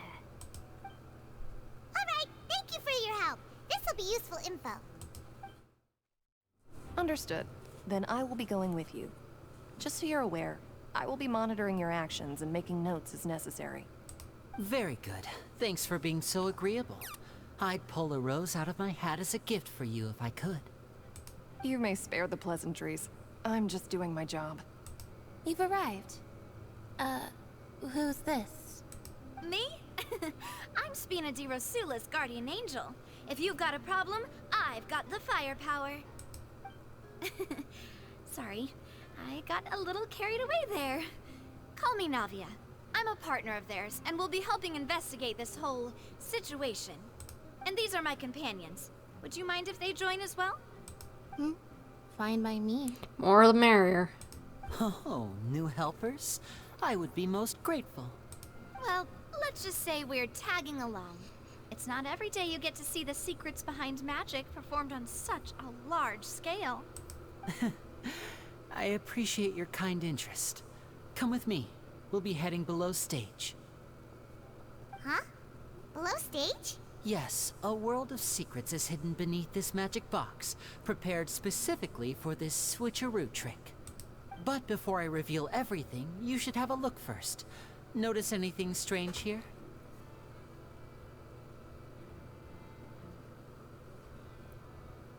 I'm not trying to be dramatic. Remembering the details of a trick will help you understand the methods used to perform it more easily. There's a fake back. Huh. Weren't there balloons and other decorations here? Where did all that go? True, but I thought it looked like there was a fake back. Never mind. It's just the detailing. Ah, good eye. That said, you're still far from discovering the answer. The back of the door isn't the same. The back? You mean the inside of the door? What's different about it? Paimon didn't notice anything. I didn't either, but thank you, Lumine, because I wouldn't have noticed. Very good indeed. I thought you might not be able to catch that, given that you were sitting in the first row. The back of this door was patterned. Those patterns are now gone, replaced by a smooth wooden board. So, if you put 2 and 2 together, what do you get? There's another box inside this one. Exactly. All right, let's go. I'll tell you how it works as we head down. Oh, so there was a passageway under the magic box! I knew it! And the passage linked the 2 boxes together. I knew you'd figure out most of it as soon as you saw this place. The 2 magic boxes are positioned right above the 2 entrances of the tunnel. See this flatbed trolley? Oh, it's a thing to carry the inside of the box. The box with the lucky audience member in it would be shuttled over to the other side using the trolley. This trolley can raise and lower and even rotate, ensuring that the box will face in the right direction. Oh, so it makes the audience member even think they teleported, and then Lyney will just run across the other side and go up the ladder. I see. So that's the purpose of the box inside another box. Precisely.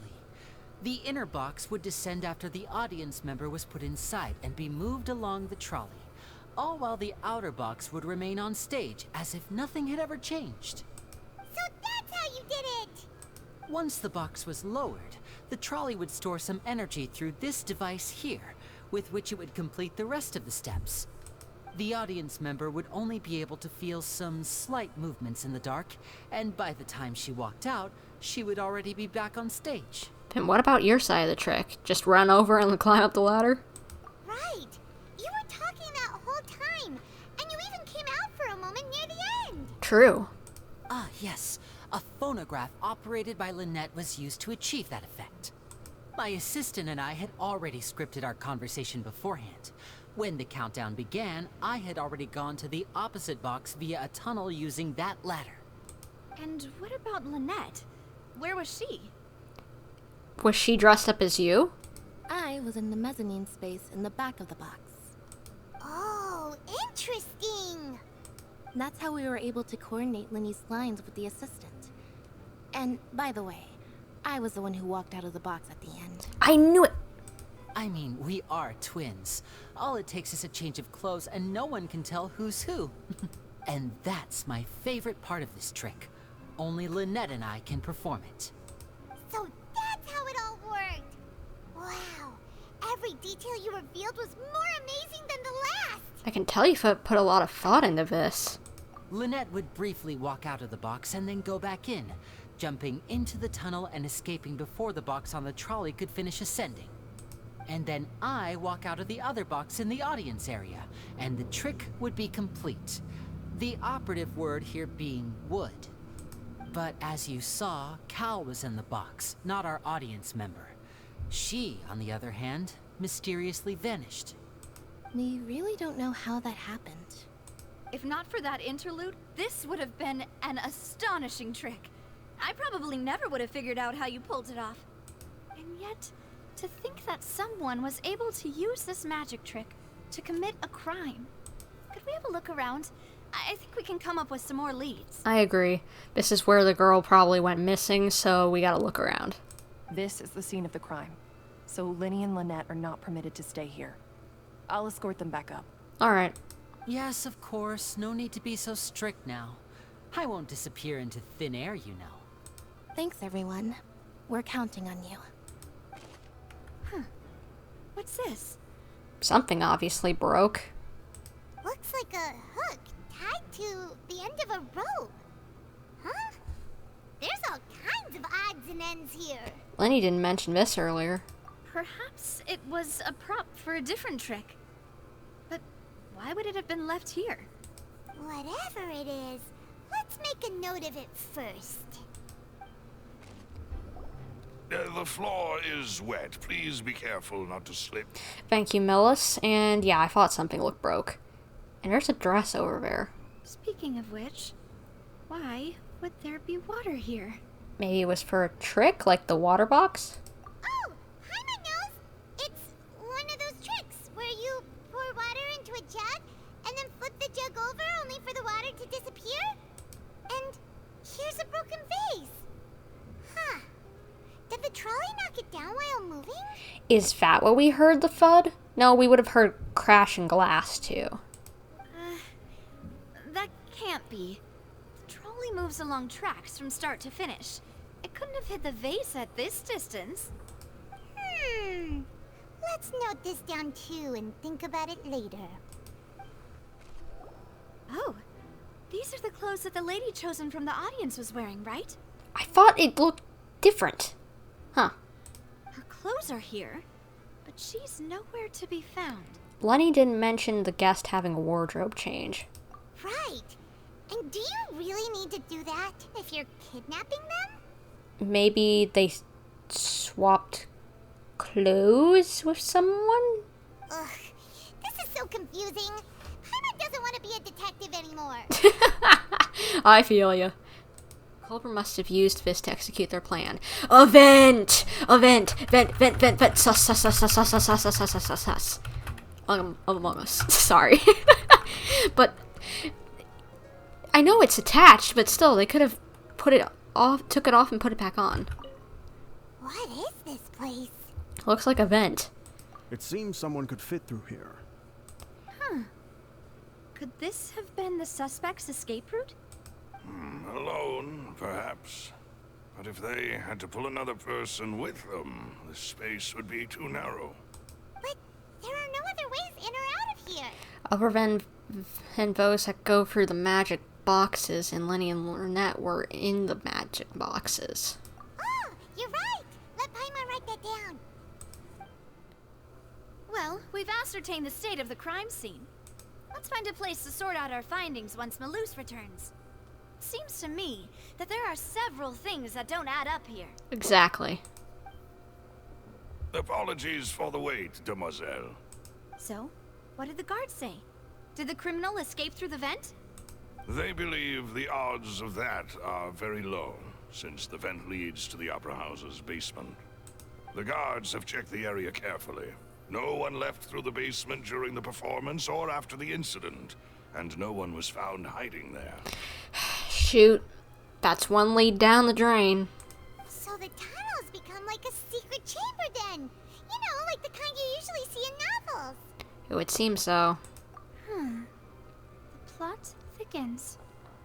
Halsey's disappearance and Cowell's death are both quite inexplicable. No wonder Furina was so confident in her accusation. All the current evidence points toward Lyney and Lynette. In other words, the charges are very likely to be upheld unless we make some considerable progress. Exactly, we gotta get moving.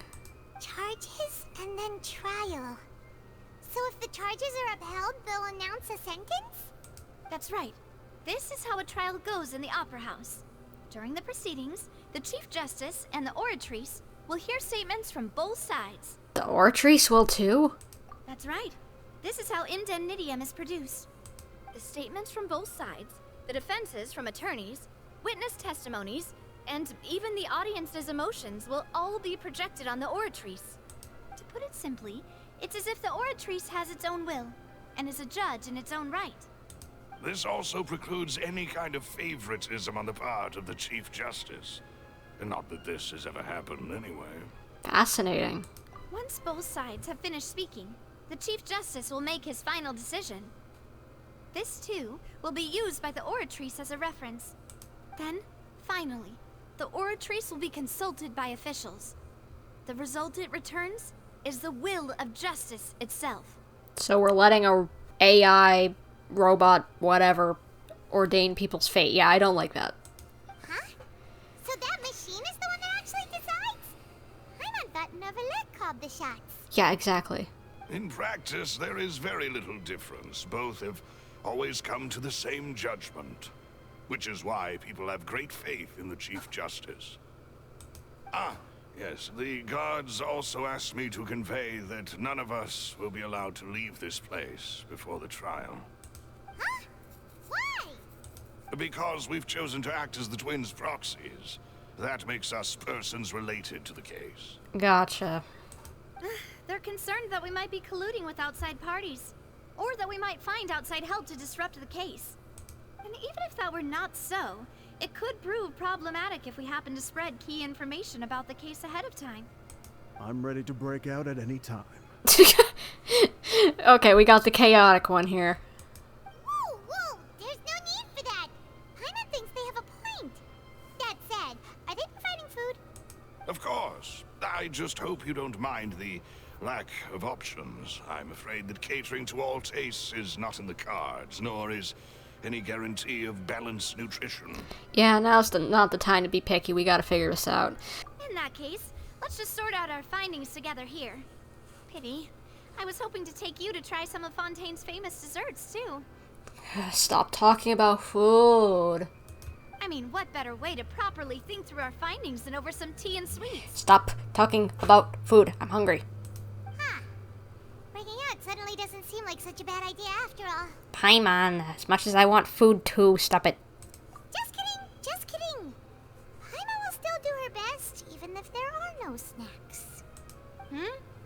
What do you mean, no snacks? Of course we'll have snacks. If we cannot buy some, then we'll simply make some. Huh? Here? But how? Exactly, how? Understood, demoiselle. Everyone, please come with me. Is there a kitchen around here? Wait, you're carrying a portable stove with you? How is one of you carrying this? Yes, I must be prepared to meet the demoiselle's baking needs whenever the fancy strikes her. I have eggs, sugar, and almonds at the ready. Good work, you two. Then I'll get to it. Please sit tight for a moment. You'll get to taste my awesome snacks soon enough. These three are quite the interesting group. Must be a Spina di Rosula thing.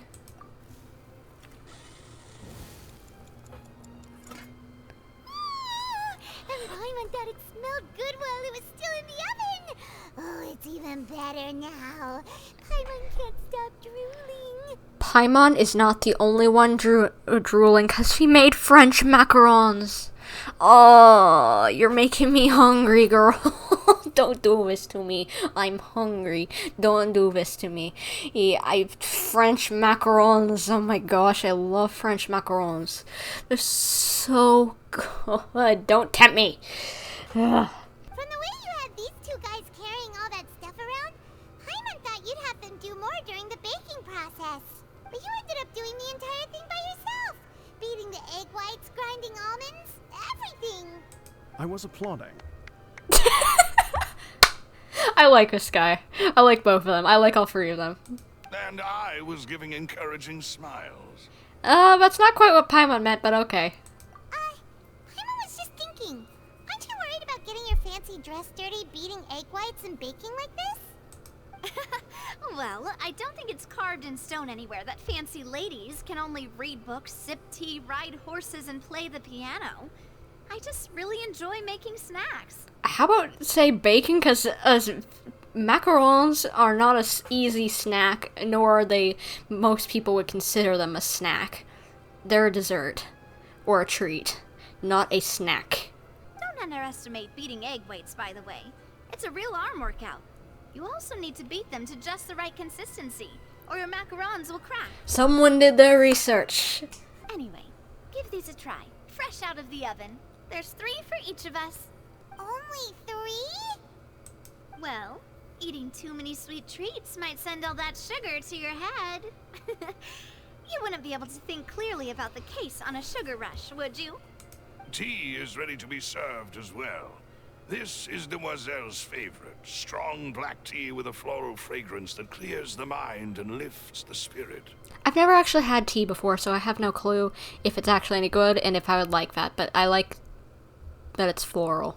Anyway, why don't you take a break as well? Have a few yourself. I think there's enough. No need for concern. I'm merely doing as I should. All right then. Down to business. As Paimon mentioned previously, the tunnel seems to be something of a secret chamber. However, we can assume that Lyney and Lynette were not alone within it. Some criminal also occupied its sealed confines. The magician twins could have committed the crimes, of course, but they lack any logical motive. Exactly! Why would they do such a thing right when everyone was watching? So apart from the twins, we're left with 2 other people, the missing girl and the deceased. The flower vase and the thud we heard during the performance could indicate some altercation between Halsey and the criminal in the tunnel, resulting in the shattering of the vase, the discarding of her clothes, and her abduction. Perhaps the criminal thought that since she was chosen from the crowd, she would be too easy to identify if she was still wearing the same clothes. Paimon thinks that makes sense, but the real trouble is... There's no evidence that this third person even exists. True. None of the clues we found thus far support the existence of this third person. But the only people left to consider are both technically victims, whether it's the missing girl, Halsey, or poor Cowell. Huh. Could Halsey have secretly made modifications to the magic props in order to murder Cowell before making her escape? But she had no way of knowing how the magic trick worked. That's right. And even if she had tampered with the setup, she would need to understand the entire trick to pull it off. Nor does she have any motive. The guard said that she has never had any dealings with the magic troop's members. Were we not thorough enough in our search? From the sound of things, this is turning into an impossible case. Your macarons are amazing though, Navia. They smell great! They're nice and crisp and super sweet. They are my specialty after all. And I see you've already had 5 of them. That was free for each. What? 5? Oh, that can't be right. Paimon only counted 3, honest. Please don't worry about it. At my age, a few less sweets might actually be a good thing. I know that feeling. I may not be very old, well, but still, at all. But still, it's just like, maybe I shouldn't have that sugar. No. Being greedy is one thing, but Paimon knows how to count. Besides, Paimon knows that if she ate too many, then others wouldn't have enough. It's fine. If you ate them, you ate them. Wait, even you don't believe Paimon? How could you? Paimon, it's fine. You already ate them. You can't do anything about it. If Paimon ate those 2 extra macarons, then may they turn into stone in her stomach. Paimon, you obviously did eat it. All right, we get it. Well, I suppose one of us might have gotten too engrossed in our chat and eaten them by mistake. No big deal. Malus, set up the stove again if you would. Huh? What are you doing? Making making sure everyone gets 3 macarons, of course? Oh, there's really no need to do that. Exactly. We don't want to trouble you. As you wish, demoiselle. And I have the egg, sugar, and almonds. Well, this really is your hobby, huh?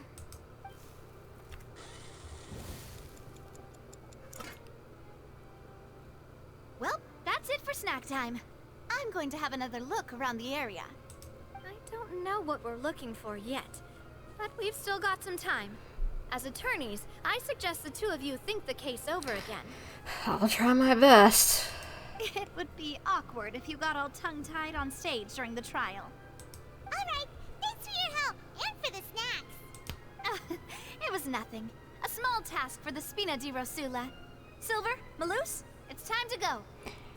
See you, cool cats. I'll be back if I find anything new. What do we do? The whole situation is so confusing. I do have some thoughts, but let's take things step by step. Good plan. Impossible things don't just happen. We'll get to the truth one way or another. Just relax. Even if everyone else suspects Lyney and Lynette, at least we will be supporting them from the stands. Besides, I doubt Furina understands any more about what happened than we do. Thanks, Navia. Well, we'll be going then. Best of luck to you. Thank you, we'll need it.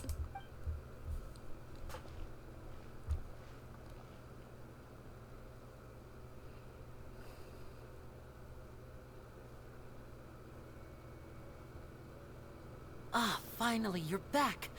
Well, how did your investigation go? Not very well. To be honest, you might be disappointed. No. We're already very grateful that you were willing to help.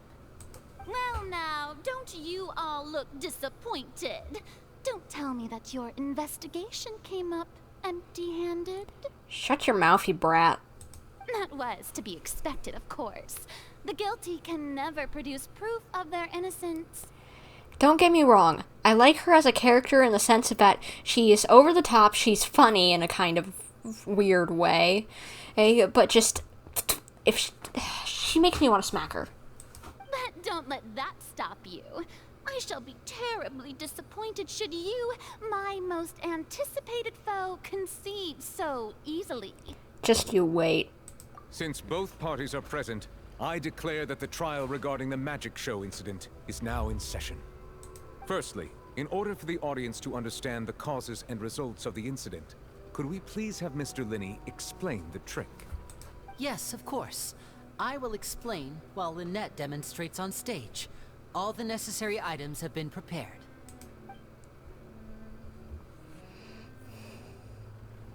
Thank you, Mr. Lyney. In that case, I take your statement to be that you ran to and remained hidden within the magic box in the audience stands once the trick began, and thus could not have committed the crime. Is this correct? Yes, that's correct, Your Honor. In that case, I call upon the prosecution. Lady Furina, do you wish to refute his statement in any way? Why, of course I do. Allow me to take the first shot and break this case wide open. Mr. Lyney is clearly lying. She is going up against us? She's the prosecutor? You're kidding me. Whatever. She's like our Franziska von Karma, kind of. She just gives me those vibes easily. There is no way you could have been in the box the whole time if you were to abduct Halsey and murder Cowell. In fact, I'd say you were hardly in that tunnel at all. That is simply your hypothesis based on the presumption that I'm guilty. Oh, is that so? And if I may ask, what did you hear while you were inside your box? The roaring countdown of the crowd, of course. That's how I kept track of the time and built anticipation for the finale. And you didn't hear anything else at all? Nothing that might leave an impression of any kind? Maybe the thump, but if... I want to know if he heard it or not. No, nothing. I see. But when the count reached 30 seconds or so, there was a thud. One so loud that I believe practically everyone heard it. Huh? How did he not hear it? Hey, hang on. Something's not right here. How could Lyney not know about that sound?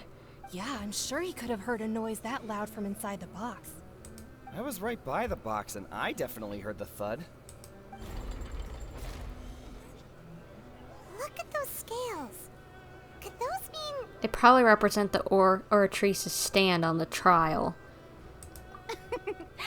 Well then, ladies and gentlemen, allow me to use the words of the magician himself. You never know what can happen in the blink of an eye. Indeed, it seems his alibi can also collapse in the blink of an eye. Woman, shut up. And how does that make his alibi collapse? I don't get it. Of course, I have armed myself to do far more than smash your alibi. Confidence cannot go unfounded, and my foundations are rock solid. Tell me, aren't you and Lynette actually from the House of the Hearth? I knew it! They had to be! The House of the Hearth? They're Fatui? No wonder they did something like this. Look, not everyone can be bad. But I knew it! So the serial disappearances were the Fatui's doing. Now it all makes sense. I've got a feeling that what happened on stage probably wasn't just an accident. Okay, even if they were House of Hearth, what would be the motive behind just a few random females' disappearances? Or whatever, or just like one random murder? We'd actually need to know a reason why. That's irrelevant. Our identities have nothing to do with what happened. Indeed. Then perhaps you could tell us everything that happened during that 1 minute. Your first priority is to prove yourself innocent after all. I'm sure there is little that needs to be kept secret now. Unless your script already has holes in it. The Outlander is speechless. My, oh my, don't they look flabbergasted? Now comes the infighting and discord, I suppose. This was almost too easy. Good thing I made all those preparations. Seems the all-nighter I pulled last night is really paying off. Hey, Lyney, why didn't you tell us this before? Lyney and Lynette are Fatui. Order! Order! Mr. Lyney, allow me to re-establish the facts. Lady Furina has raised 2 points. First, when the thud was heard in the Opera House, you were neither in the box nor the tunnel. Second, you and Ms. Lynette are both members of the House of the Hearth. Are these claims true? There's no doubt about a magician's ability to con others. Given how Lyney has concealed his identity, this could have all been set up beforehand. Plus, Child is here in Fontaine along with other house operatives. There must be some scheme at work here. I don't even know what to think. I've been a victim of such schemes before, and now... Please answer my question, Mr. Lyney. I'm sorry. Yes, they're true, Your Honor. I knew it! Well, that's it. We might as well move on to the sentencing already. Hold on. Good lord. What should we do now? Permission to speak, Your Honor. Granted. My client has withheld some key information. My defense cannot proceed. In that case, what is your request? I request a brief adjournment. There are some things that must be discussed. Is that really necessary? They're already as good as guilty. Oh, good lord. This is the problem with people. You aren't the jury. You don't get a say, dimwits. The defendant deceived their own attorneys. What is there left to discuss? Order! Order, I say! Your request is reasonable, and we shall adjourn. This trial will reconvene in 1 hour. So you would stick to Mr. Lyney's defense even after knowing what you do now? You certainly have more professionalism than I thought. In that case, my dear audience, let's allow the joy of victory to steep for a little while longer. Shut your mouth. This woman getting on my bad side.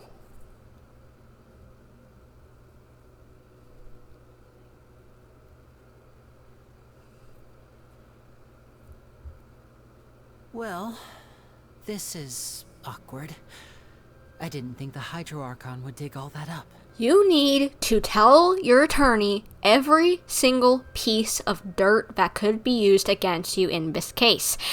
With your attorney being me, you should have told me! I'm sorry, Traveler and Paimon. Yeah, sorry. Paimon doesn't know where to start. We trusted you two. While I want him to be innocent, I don't like... You two are on my bad side, as well as Furina now. Until you prove your innocence, as well as realize that you could royally mess yourselves up with this stupid blunder of yours, you're all on my bad side. We based our entire reasoning on the assumption that you weren't bad guys. Not to set the wrong tone or anything, but Paimon's really mad. I'm very sorry. I know you're angry, and reasonably so, but please, let me explain. I know you've clashed with the Fatui several times before. I wouldn't be surprised if just hearing the word is enough to make you upset. But our organization is very, very large, and the Harbingers have very different personalities and goals. Right now, we want to save people. As many as we can. That's right. I'm sure we're on the same page when it comes to this nation and the disaster that its people might face. I knew if it weren't for our respective identities, we could become good friends. That's why I didn't wish to flat out lie to you, but chose to hide some details instead. The truth is very important, but being completely transparent about everything would see us spending more effort than we need to. But how can we know this isn't all just another lie because you withheld this? What else are you withholding? Right. So, you be the judge. Heck, if I were you, I fear that I'd even struggle to trust me at this point. You met a Fatus who works as a magician, a trickster by trade. All by coincidence, too. But still, I'm asking you to trust me. I am no criminal. At least, not in this case. Sorry. Please forgive us. Well, you both say that, but... Explain the other issue first. Where did you actually go while the trick was being performed? Right. Let's hear your answer first, and no lies now. Of course. I'll answer any question you ask. We've been trying to find out how the Oratrice operates. We want to know why it has a consciousness. Why can it deliver sentences accurately? During our investigations, we learned that the machine's core is beneath it. From that moment on, Lynette and I have been designing this box swap trick, with the objective of getting close to the core. Is that why you needed a whole minute? That's right. In truth, the audience would take about 75 seconds to count down from 60, while I would only need 15 to get to the opposite box. So, after jumping into the tunnel, I accessed the Opera House basement via the vent, and went to investigate the room in which the core is stored. So that vent did have a reason. But can we even use this as evidence? Because otherwise then you would probably be put under trial for that. I guess that would be a lot less bad than murder and kidnapping, but still. That air vent was created during the construction of the tunnel specifically to execute this step. What did you find? Well, nothing. As soon as I reached that room and was about to investigate, I heard someone's voice. Which should have been impossible, of course. I was quite certain that I was the only one in the room. That voice seemed to recognize me and tried to speak to me. I chose to err on the side of caution and retreated the way I came. On the way back, I saw the broken vase and the clothes on the ground, but the countdown was almost finished, so there wasn't time to give it any thought. After that, the homicide occurred just as you saw. Well, that explains why you didn't hear the thud. But why do you want to understand how the Oratrice operates? Because of that prophecy I told you about, of course. We must know all we can about this nation's secrets in order to deal with that prophesized crisis. That's the only way we can save everyone. So, there you have it. The whole truth.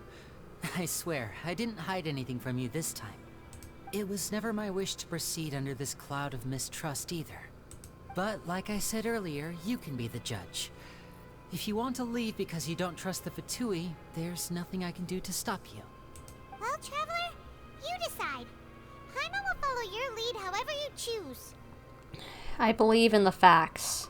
I will defend you from these charges. I believe that judgment should and will be dispensed as it should. Okay, thank you. Thanks for giving us a chance. The current problem is that the scales are tipped pretty badly against you two. If we want to refute the Hydro Archon's accusations, we're gonna need a seriously watertight defense. Actually, we already have the key evidence we need. Huh? The adjournment's almost over. Let's go back. Oh, Paimon thinks she gets what you mean.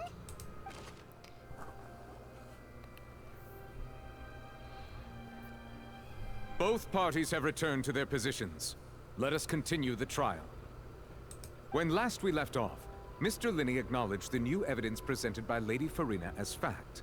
Therefore, Lady Furina may continue stating her reconstruction of the events.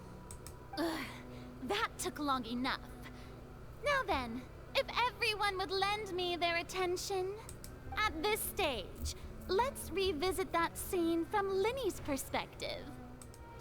As the countdown began, he entered the tunnel.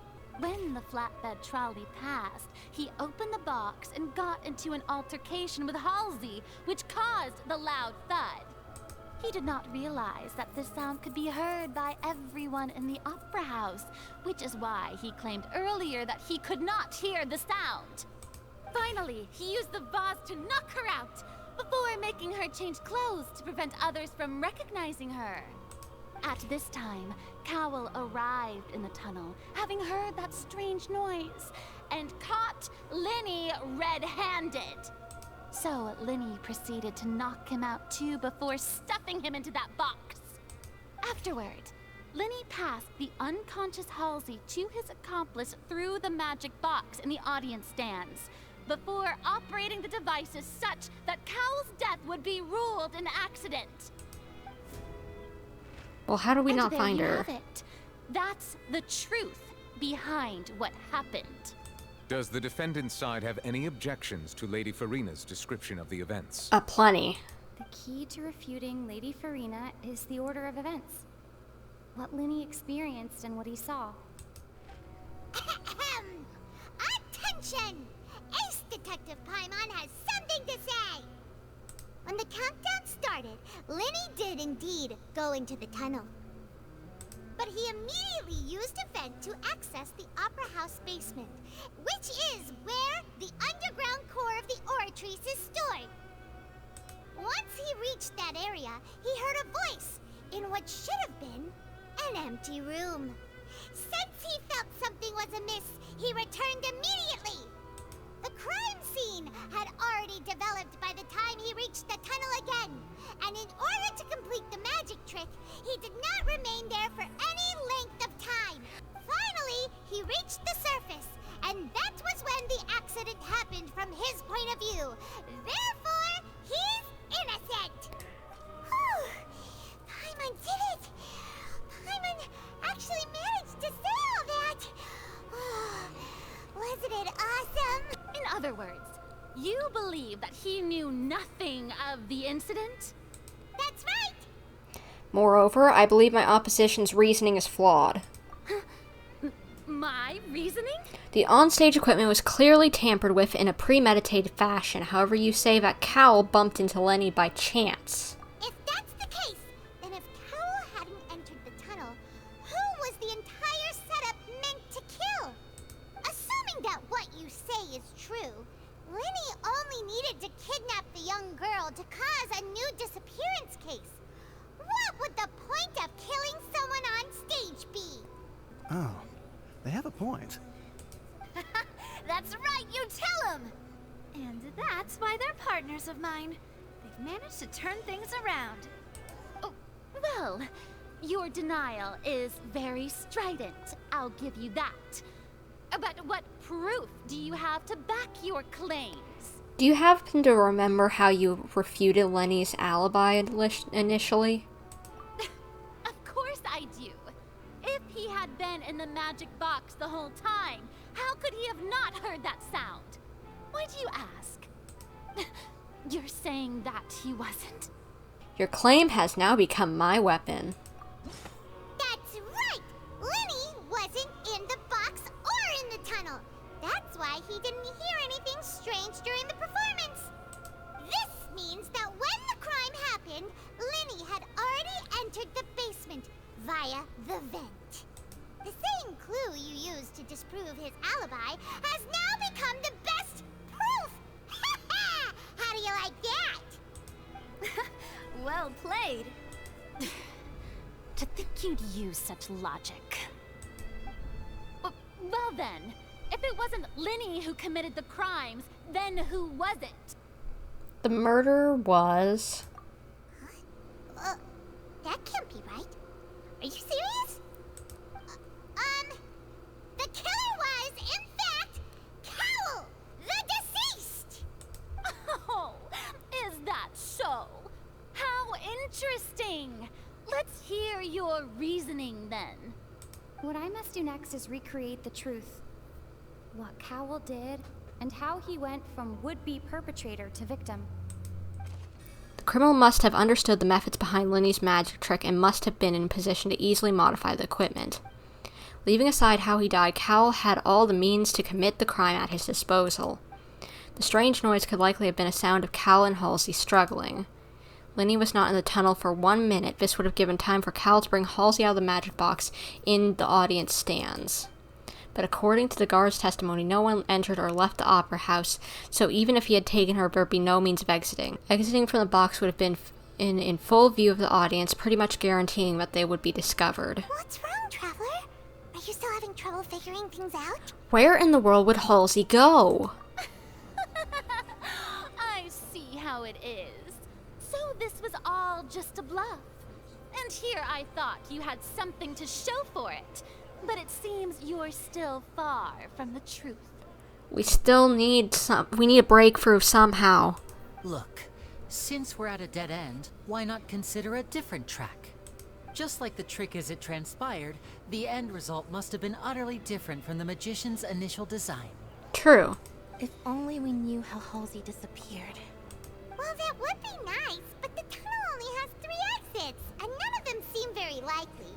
And it's not like this is a magic trick where you can just make a real live person disappear. You know, like you did from that water tank, Lynette. Magic. Escaping from the water tank. Wait, could it have been the water?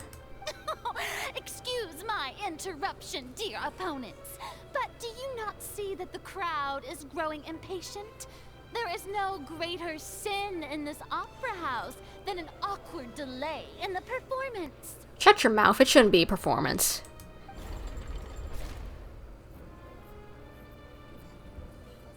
If the defense is unable to make further effective arguments, we will move on to the next stage of the trial. Hold on a second. Paimon gets it! It all comes together if Halsey disappeared instead of being kidnapped. Lynette escaped from the water tank, vanishing gradually and leaving only clothes behind. If there's a similar method where a person could be transformed into water... Oh, just a moment, please.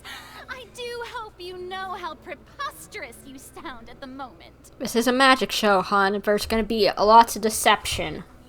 How could a person ever be transformed into water? This is reality we're talking about here, not some magic trick. I request that we examine Cowl's personal effects. We might find something there. Must we really? I should think that of anyone. Your friend Lyney already knows this truth very well. Magic tricks are ultimately just illusions and misdirection. But Halsey's disappearance is very real. We're talking about 2 completely different things. Even so, I trust the Traveler's judgment. The truth must be out there somewhere. Perhaps some new line of reasoning may open if we try to gather all the focal points that don't make sense. Since Cal was the deceased, we haven't placed much attention on him. But given that we aren't making much progress with the case, it wouldn't hurt to have a look at his belongings, would it? People really do come up with all sorts of harebrained schemes when at the end of their rope.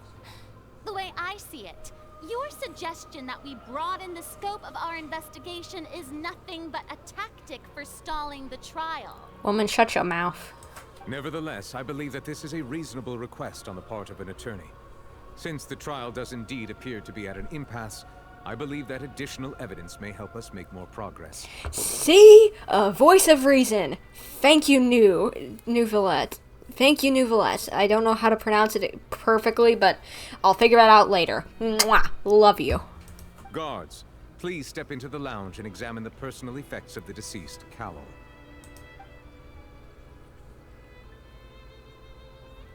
We are still examining the items, but we have already made critical progress that we feel must be shared with everyone post-haste.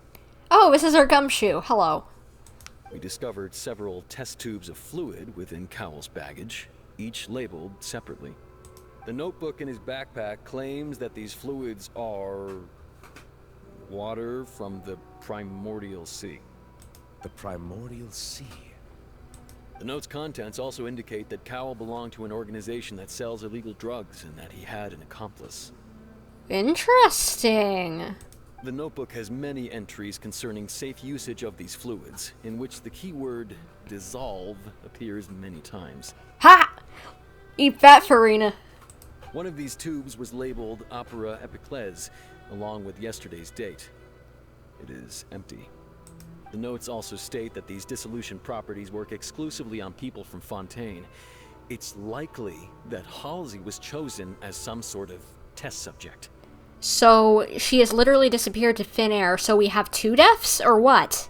As such, we believe that the defense's hypothesis is, in fact, supported by sufficient evidence.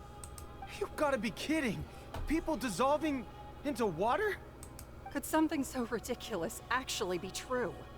Wait a moment. This reminds me of a certain prophecy, but it's just a coincidence, isn't it? Huh. If people can become water, does that mean that the water tank's real use was as a means to hide water stains? And if Cowell was targeting that girl... Wait just a minute. Could that mean... You two, with me, quick! Demoiselle, wait! What about your partners? Let's go. Just trust me. Order! Order! It is undeniable that further examination of the deceased's personal effects has yielded some surprising results, but we cannot yet verify the veracity of these clues. Still, let us assume that these clues are indeed authentic, albeit with the understanding that Ms. Halsey has yet to be found. Guards, please continue examining the items along these lines. Mr. Lyney, it appears your hypothesis is supported by the evidence, so please continue speaking. Of course. Thank you, Your Honor. If we uphold this hypothesis, I believe that many of this case's seemingly unrelated clues can be connected together. Right! Like the metal hook! That one didn't make sense at all. Let's think about this. Cowell's methods must have something to do with that water from the primordial sea. Has to be, but what? It's Ace Detective Paimon's time to shine again! In the original plan, Cowell would tamper with the water tank rope and the number selector securing his target. When the magic box containing Halsey was lowered, the metal hook would retract gradually and pierce the balloon at the top of the box. When the balloon attached to the box popped, the water from the primordial seed inside it would pour down and dissolve Halsey. Afterward, Cowell would enter the tunnel and break the flower vase to conceal the water inside the tunnel, with the remaining evidence being covered up by the water tank on stage. But he encountered something unexpected in the tunnel, and wound up being fatally hit by the same water tank he meant to use to cover his tracks. Huh. That does make sense. That actually links together a lot of the more confusing pieces of evidence. I'm still confused, but I'll take it, I guess. Oh dear, what do I do? Even I think they sound convincing now. Have I falsely accused an innocent person? What a humiliation. Now, it seems like the only point of contention remaining is the exact circumstances that led to Cal's death. His notes mentioned he had an accomplice who could be related to the situation. On that note, the guards have just contacted me indicating that they uncovered new evidence. I shall now invite him on stage to share it with us. Thank you, Your Honor. We were just inspecting the luggage of the other people involved in this case. And we found an identical sample of the water from the primordial sea among Lyney's personal effects. Dang it! What? That can't be. Could easily have been planted. Oh, I see. Well, how wonderfully comedic to have your own counterattack only to come back and wound you. Does this not clear all doubt? My dear citizens, my loyal audience, allow me to present my reasoning and bring this performance to a swift close. Lyney did not need to take part in the dissolution of the young woman at all. Indeed, he did leave the scene via the vent. Having made modifications to the props beforehand, his accomplice Cowell then caused Halsey to vanish using the water from the primordial sea. But upon his return, in cruel avarice, Lyney desired sole credit and prepared to do away with his partner in crime. Ultimately, he knocked Cowell out, and the tool meant to cover the crime up also became a murder weapon. Now, as much as I regret having come to such a viciously straightforward conclusion, it does seem that the famed Fatui is quite the cold-blooded and ruthless organization. Shut your mouth, woman. This is definitely not how it happened. Beginning and end are obviously... Mr. Lyney. We've used up all the evidence we collected. There's no way for us to make a rebuttal here. Is this the end of the road? Can't be. Oh no. Paimon can't think of anything either. It doesn't look like there's any way around this. Crud. Seems using the water as new evidence was too good a move. Why did this have to happen now? I think we've all seen enough now. And we have ample witnesses to my flawless reasoning. I believe this is indeed the finale. Now then, my good, noble Chief Justice, should we not, in your view, move... Excuse me, everyone, but I must interject. Miss, I must ask you not to shout, and to respect the ongoing legal proceedings. Oh, come on. Don't be hasty. I have a good reason for interrupting, you know. Now, would anyone here like to take a little break from all this debate and see a little magic? I'll show you an amazing trick. One that can bring a young woman who has disappeared back in the flesh, right before your very eyes. Please, do the honors, Mr. Lyney, if you would be so kind. What? What in the world is she saying? No offense, miss, but miracles like that are beyond my scope as a magician. Come on now, don't be silly. Magic is all about misdirection, isn't it? It often conceals the truth while presenting a fascinating illusion. But once everyone believes the illusion, can't magic reveal the truth to them once again? And wouldn't such a trick be the most marvelous finale to today's performance? Come on, Lyney and Lynette, give it another go. Don't worry. Spina di Rasula has made the necessary arrangements on your behalf. But, as the magic makers and stars of the show, I think I should leave the final performance to you. What? I understand.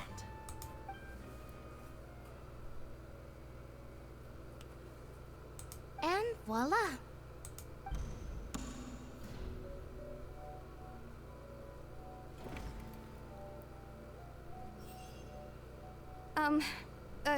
Sorry for the interruption.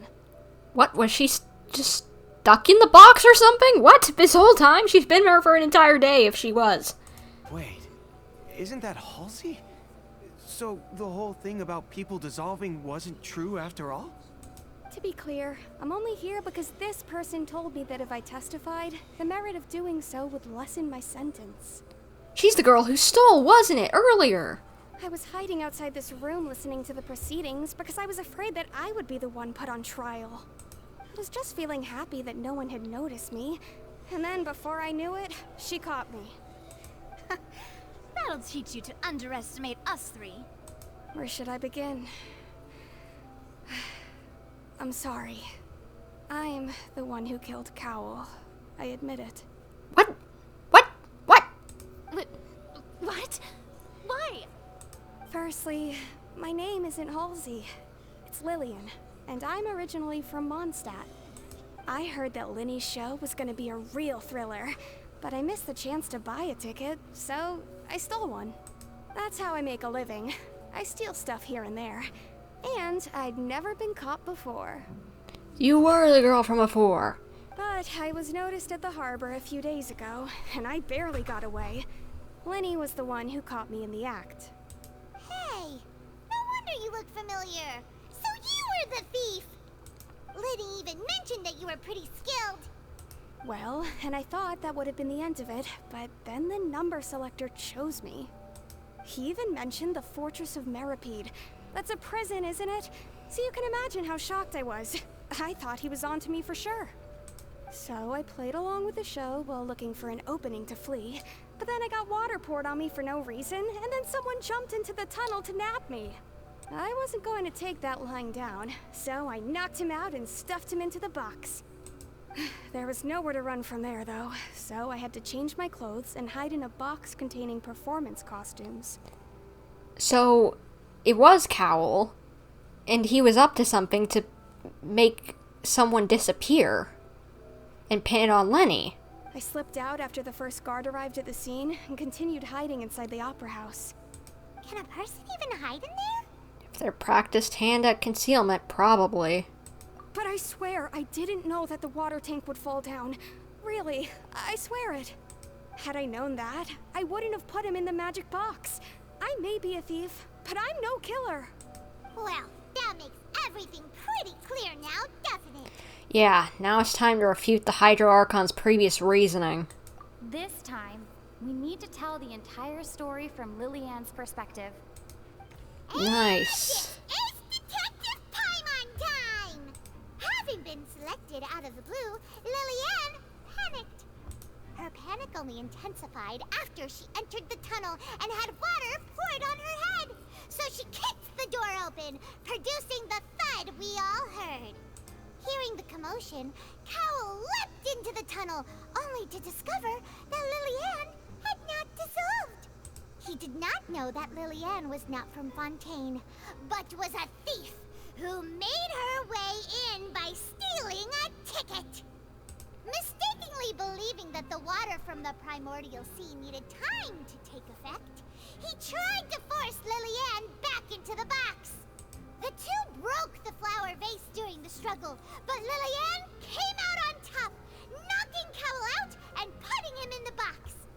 With no way of escaping, she changed her clothes and hid in the costume trunk until the performance ended.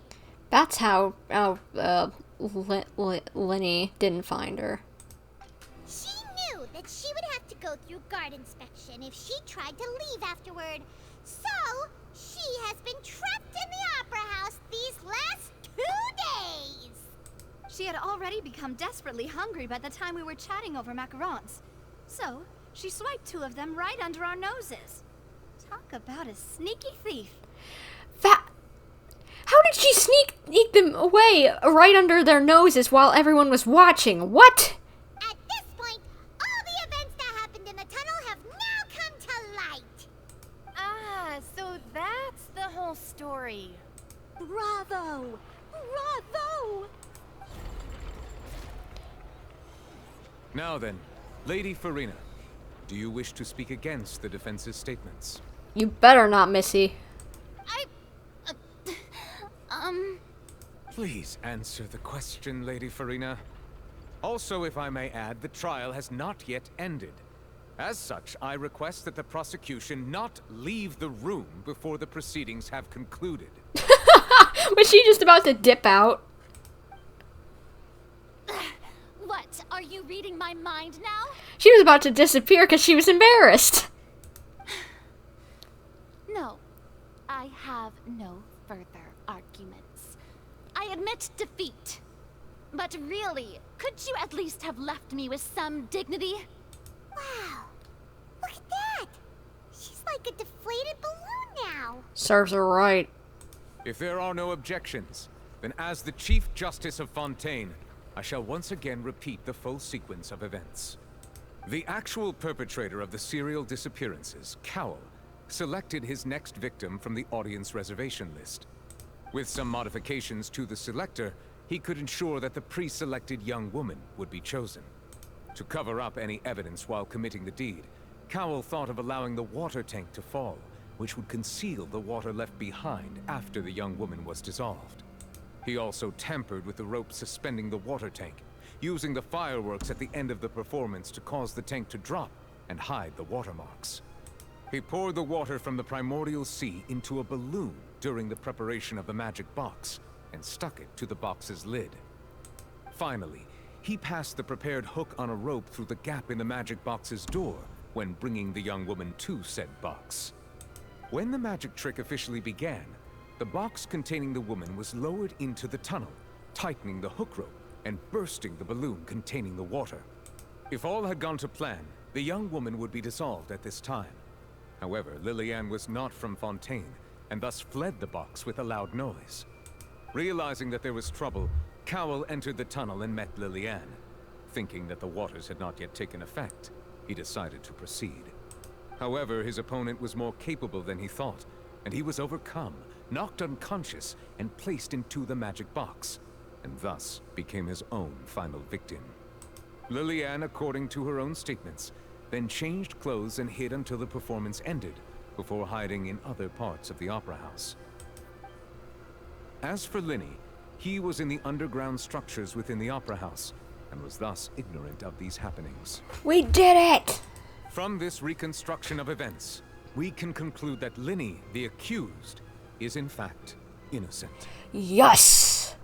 Still mad at you a little bit. A little bit mad. A little bit mad at you two for lying. But we at least got you innocent. Because I like justice. Justice is good. While there is much in Lyney and Lillian's conduct that should still be investigated separately, this case, at least, can be handed over to the Oratrice to make the final decision.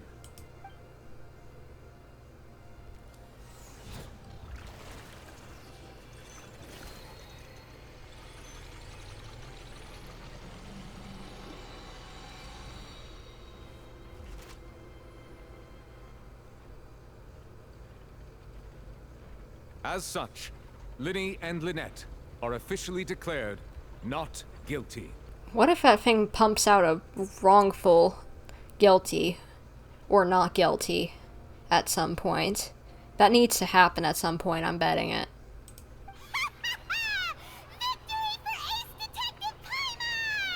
Have some tact, Paimon. Great work, partners. Thank you all. Thank you so much. Let's not just celebrate yet. Next, I think we deserve an explanation, Guard Vaughn. How did you find the water from the primordial sea in Lyney's baggage? Oh, I just realized the guards planted it. The guards they wanted to get a guilty verdict. The guards planted it. Right. Your discovery caused me to make a serious mistake, you know. Or was that not a discovery, but false evidence that you dare to bring before this court? I suspect that the accomplice mentioned in Cowell's notes was not Lyney, but you, yes? Oh, snap. I'm sure you know what you must do to lessen your sentence. Speak quickly, unless you want to earn yourself a one-way ticket to Coupon Town. Coupon Town? What's Coupon Town? I was just following orders. We were supposed to place blame for the serial disappearances onto Lyney, and thus cause suspicion to fall on the Fatui. The higher-ups said this was the best opportunity to do so. What? Oh, heck with you. And now that your plan has fallen through, and the secrets of the water have been revealed, you have become a liability to said higher-ups, yes? Therefore, you would be wise to tell everything you know and seek the protection of the guards. Yes, I'll tell you everything I know.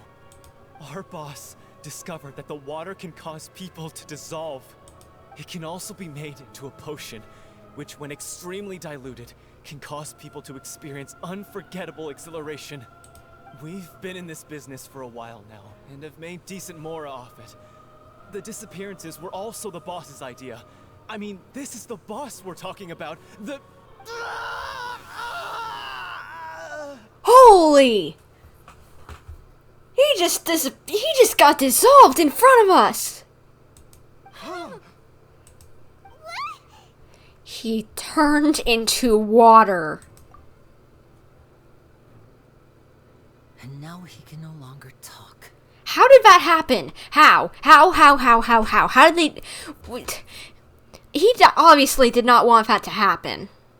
He was willing to speak up. How did someone do that?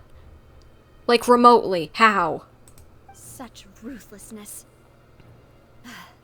I shouldn't have expected any less of them.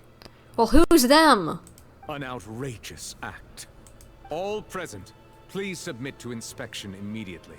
We've got another case on us?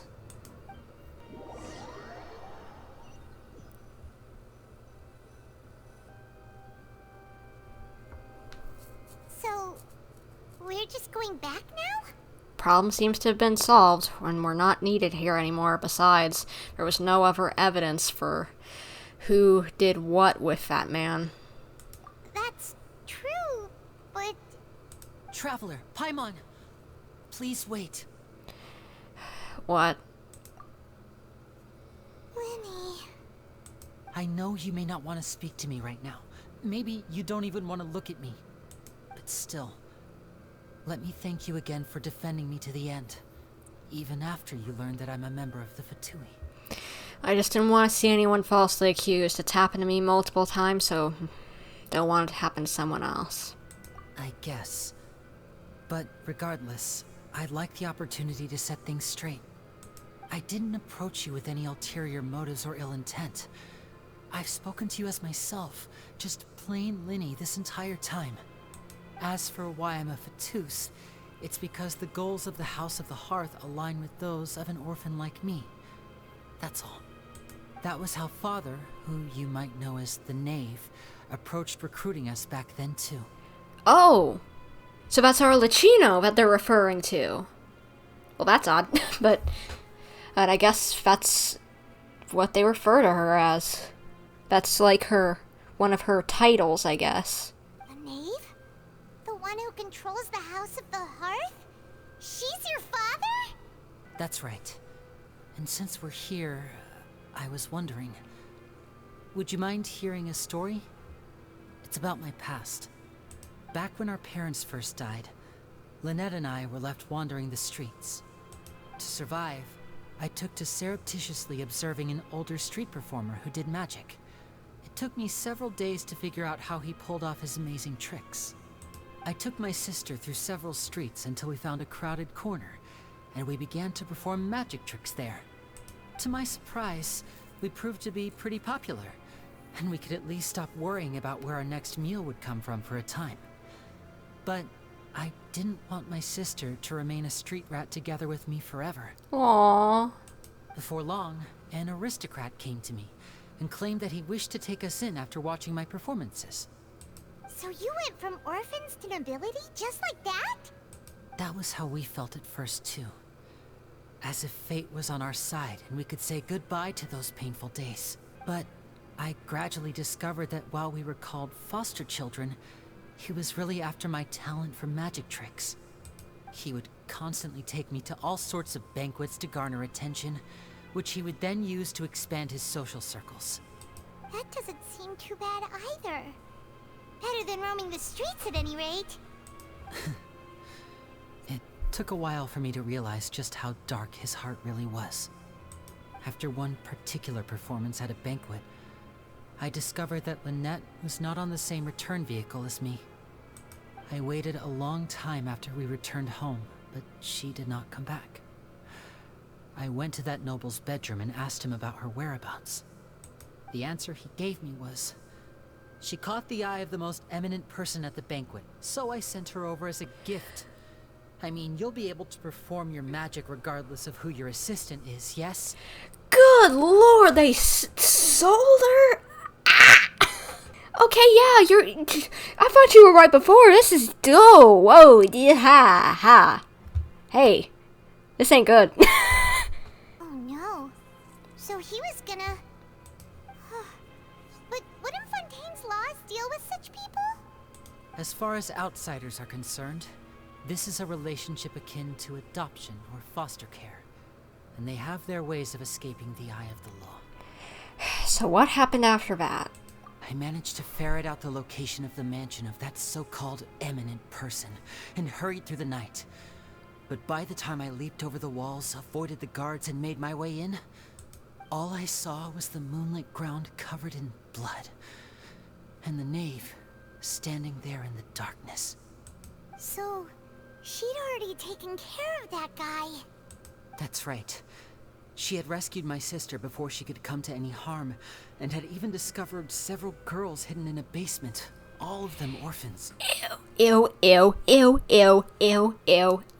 don't... Nope. Girl? You need hug? But, oh... Okay, maybe I'll actually end up siding with Arlecchino a little bit, because that man deserved it. Father, I mean, the knave, might have seen something in me, and so she made me an offer. The House of the Hearth welcomes you, for your interests align with ours. Here, none will ever betray you. Indeed, betrayal shall never be permitted here. I was hesitant to trust her. I mean, I had just been betrayed by nobles. But she was also quick to destroy the noble who had taken us in at first, giving us back our freedom. Oh, so that's how the two of you joined the House of the Hearth. That's all in the past, though. The knave is after Furina's gnosis, isn't she? She has her own plans. She has gained permission from the Tsaritsa to first use the gnosis's power when she obtains it. She plans to use it to find a way to break the prophecy and save Fontaine. Huh. Well, at least she's not gonna dip out, at least if she's telling the truth. Oof, without fixing problems. So, she believes in that prophecy too? That's right. The whole House of the Hearth is currently working to combat that crisis. Today's case has also proven that people from Fontaine can indeed dissolve into some sort of water, thus further supporting the prophecy. All of us house members here, Lady Arlecchino herself included, are from Fontaine. We won't give up on defending our homeland. Arlecchino is from Fontaine, good to know. To us orphans, the only connection we have left to this world, apart from our family, is our homeland. So, from small deeds like distributing magic pockets to huge schemes like stealing a gnosis, everything is aimed at dealing with that prophecy. Wow, that's great. And I want this to be all fixed. I'm sorry, I still can't completely trust you. It's alright, I understand. The only thing I can do is relate all this to you. I just hope you can understand that even as a member of the House, I have never stopped making my own decisions, and that I believe what I'm doing is right. If you should need anything at all in the future, feel free to find me. I will do my best to help you, as plain Lyney. I understand. See y'all later. Bye, Lyney! Paimon really doesn't know what to do. Aw.